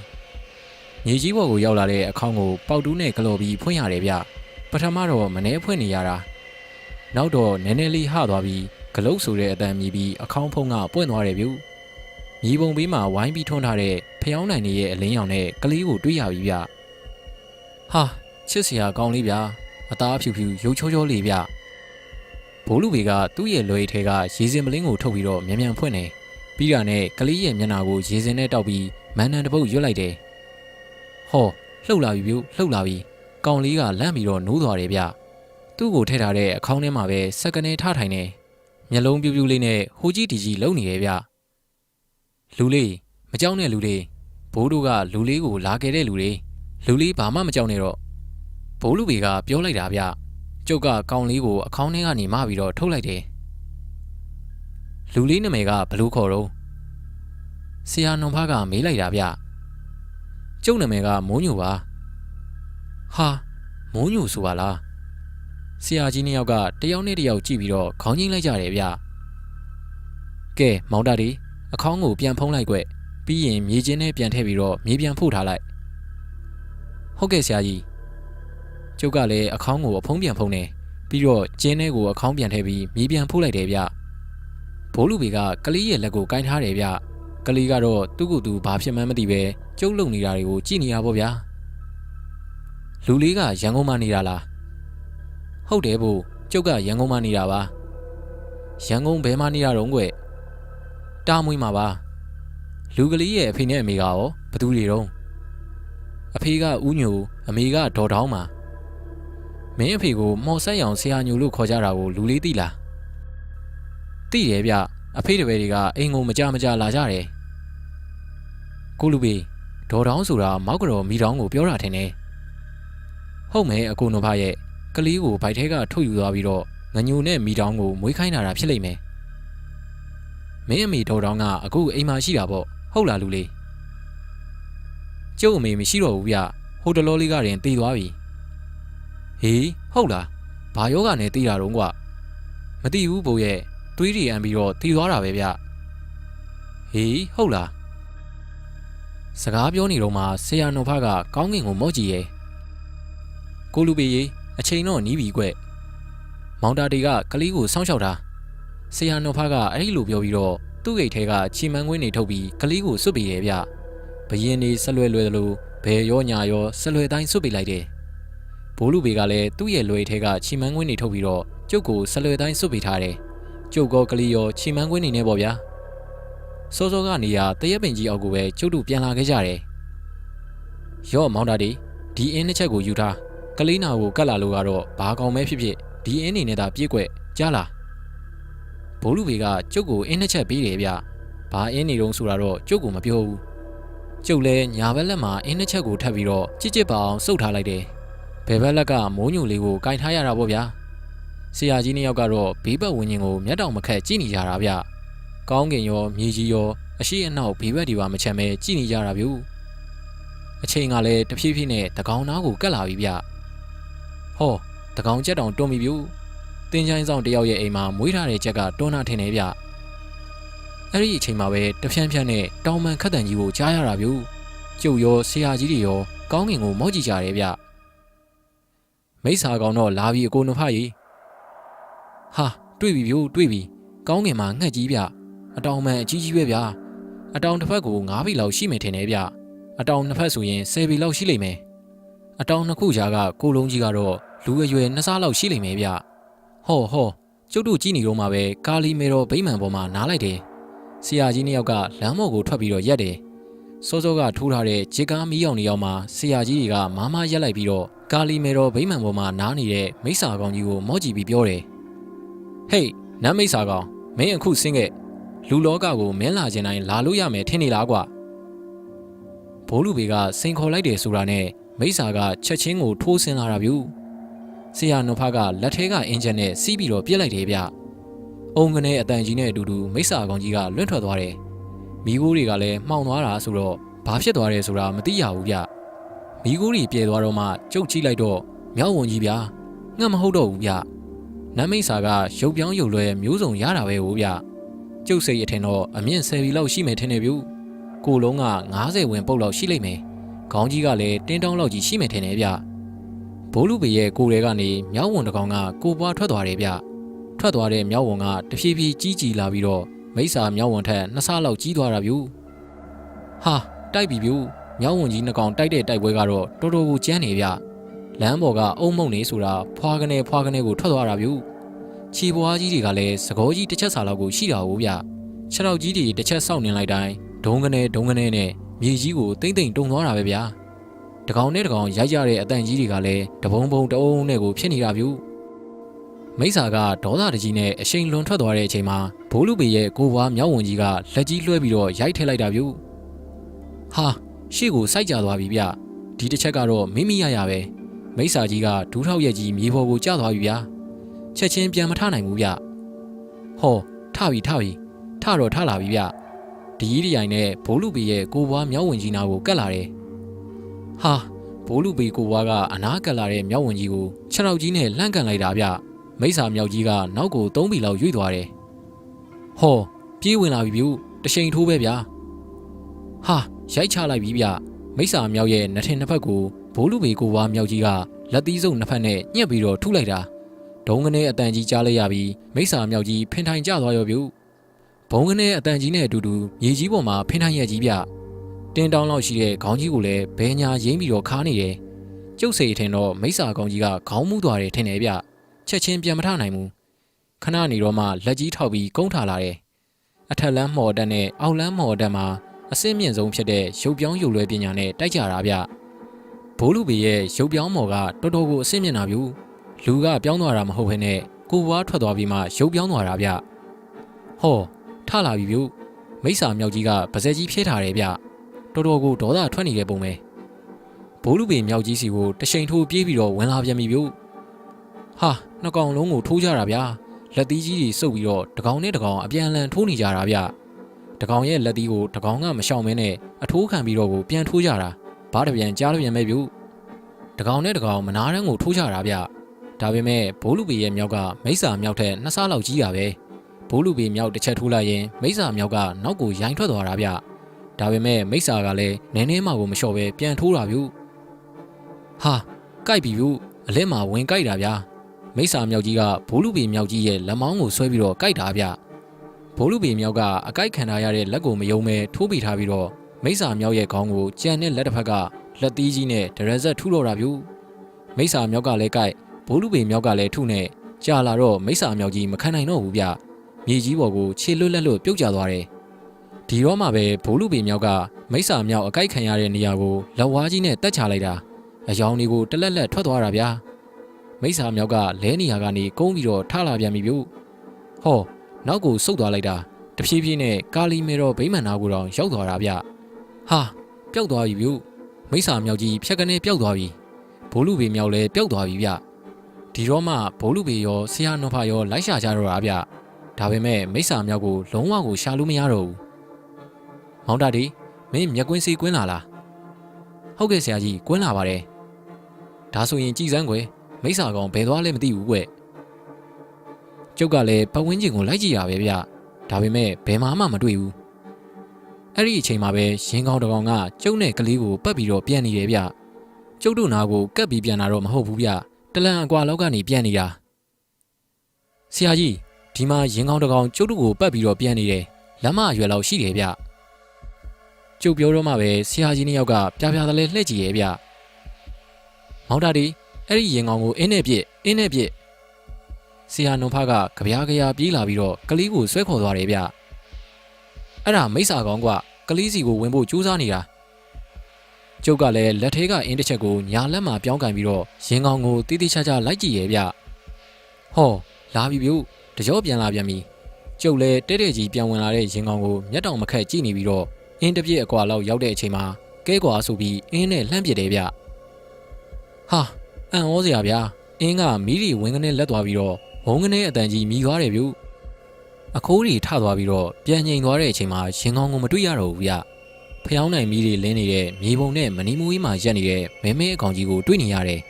အကောင်ကြီးကအရက်ဆဲပြီးကြော်မယ်ဗျကိုလုံးကြီးကလည်းလူ၅ဘက်လောက်ရှိတဲ့တစ်ပင်ကြီးတစ်ပင်အရွယ်လောက်ရှိရဲ့ဗျ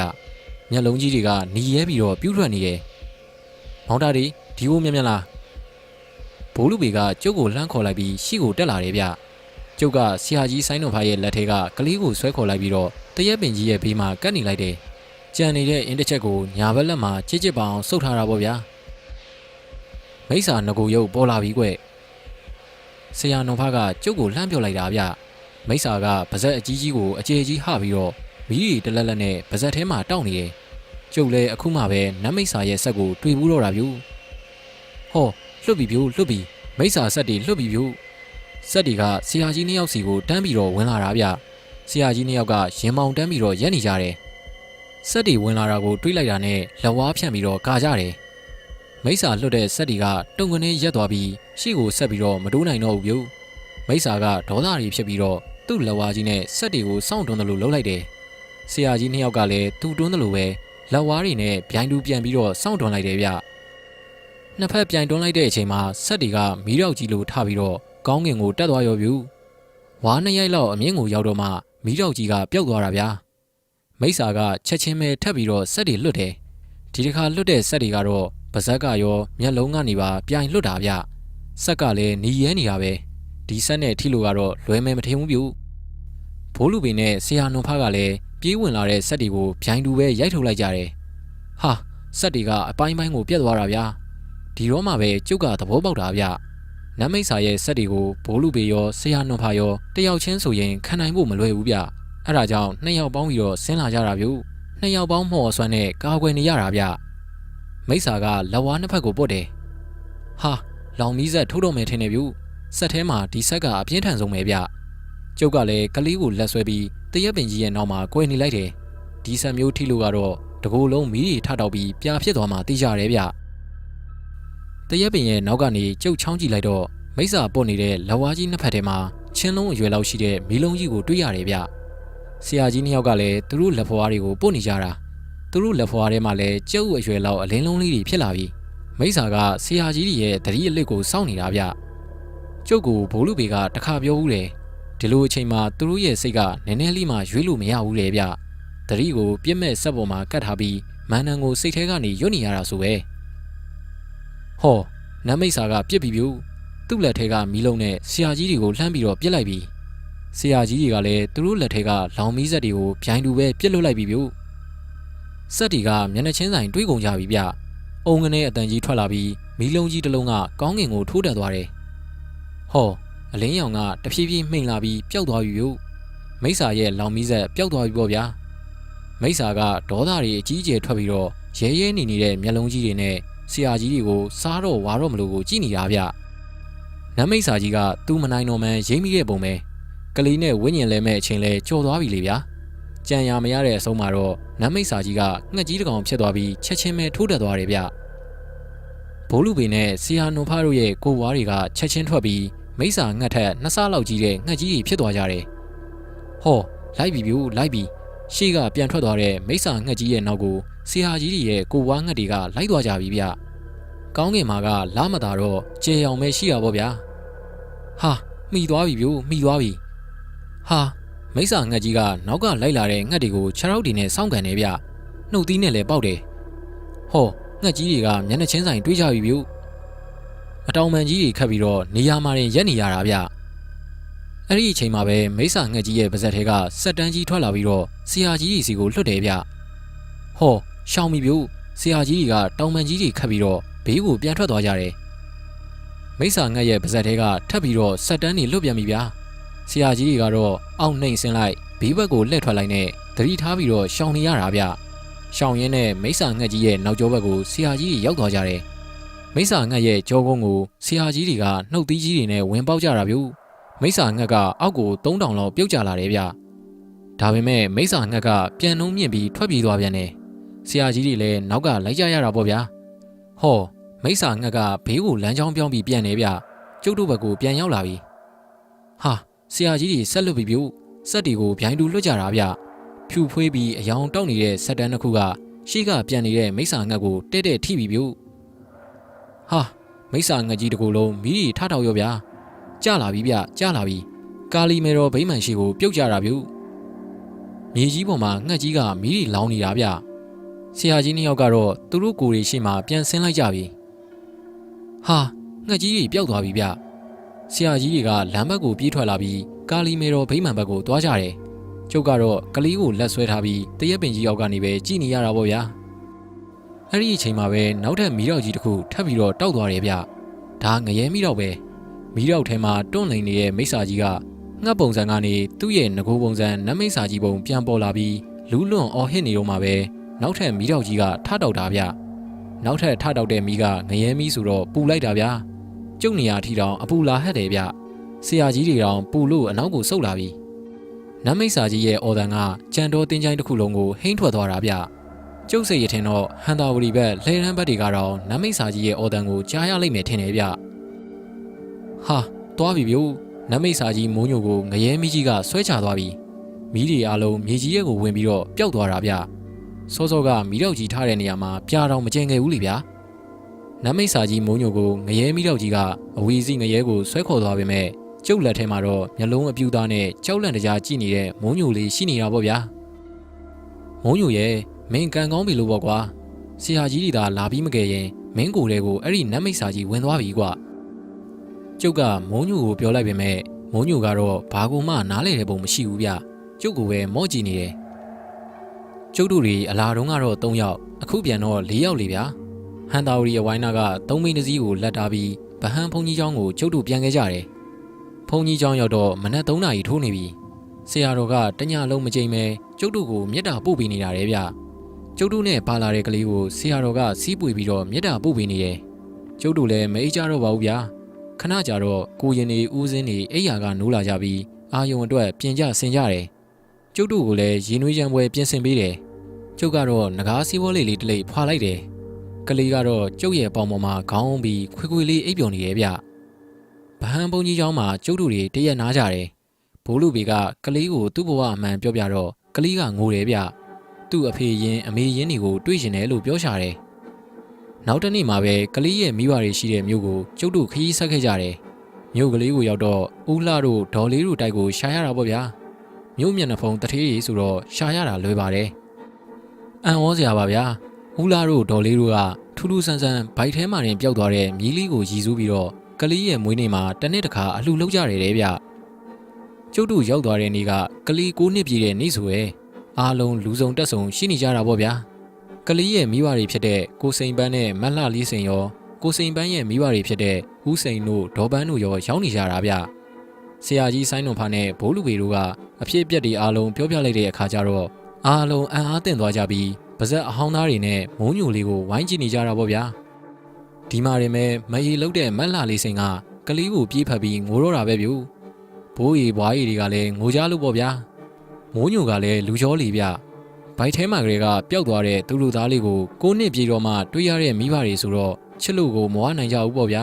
။အော်ထူးဆန်းတာပြောရအောင်မယ်ဗျ။မက်လာလေးစိန်မှာဒီကလေးကိုဝန်ပျောက်သွားပြီးတဲ့နောက်မှာနောက်ထပ်ကလေးမရတော့ဘူးလေဗျ။မိုးညိုလေးကသူတို့ရဲ့တူရဲတော်သားလေးရဲ့ဗျာ။ဒီတော့လေယူမတက်ဖြစ်ကြတော့တာပေါ့ဗျာ။နောက်ဆုံးတော့ဆရာကြီးတွေကဒီကလေးကိုနာမည်ပြန်မှဲ့ဖို့ပြောတယ်။မိုးညိုဆိုတာကကဝီရီပေးထားတဲ့နာမည်ဖြစ်နေလို့မမဲဖို့ပြောရတာပေါ့ဗျာဒီမှာရင်ပဲနှစ်ဖက်ဘိုးရီတွေဘွားရီတွေရောကလေးရဲ့မိဘနှစ်ပါးကပါအမတ်တရဖြစ်အောင်ဆရာကြီးတွေပဲကလေးကိုနာမည်မှဲ့ပေးဖို့ပြောလာတယ်ဗျအဲ့ဒါနဲ့ဘိုးလူဘေကပဲတွက်ချက်ကြည့်ပြီးတော့ပြောတယ်ဗျကဲဒီနေ့ကစပြီးဒီကလေးကိုမောင်ကန်စိန်လို့ခေါ်ကြပြီတော့မောင်ကန်စိန်ကောင်းလိုက်တဲ့နာမည်လေးကွာဘိုးရီတွေကဝမ်းသာအားရကိုပြောကြတာဗျဆရာကြီးနှစ်ယောက်နဲ့ကျုံနဲ့အဲ့ဒီမျိုးလေးမှာမောင်ကန်စိန်လေးနဲ့အတူတူ3ရက်နေခဲ့ကြတယ်3ရက်ကြာတော့မှကျုပ်တို့ပြန်ခဲ့ကြတယ်ဆရာကြီးတွေကကျုပ်တို့မျိုးလေးအထိလိုက်ပို့ကြတယ်ဗျမြို့ကိုရောက်တော့ကျုပ်ကရွာကားစီးပြီးပြန်ခဲ့တာပေါ့ဗျာ ထနောင်းကုန်းကိုပြန်ရောက်တော့ကျုပ်ကိုမျှော်နေတဲ့အဘနဲ့အမေကစီးကြိုကြတာပေါ့ဗျာစာရေးဆရာတာတီရဲ့စိတ်ဝင်စားဖွယ်ရာပရာလောကဇလန်တွေကိုစူးစီးထားတဲ့တာတီပေါင်းကျုပ်အပိုင်း33ကတော့ဒီမှာနေမဲ့ပြီးဆုံးသွားပါပြီခင်ဗျာနားတော်သူမိတ်ဆွေများအားလုံးကိုစိတ်နှဖျားကျမ်းမာချမ်းသာကြပါစေခင်ဗျာဒီဇလန်လေးကိုကြိုက်တယ်ဆိုရင်အောက်မှာ like လုပ်ပေးဖို့တောင်းဆိုချင်ပါတယ်အားလုံးပဲအိမ်မက်လှလှမကြပါစေခင်ဗျာ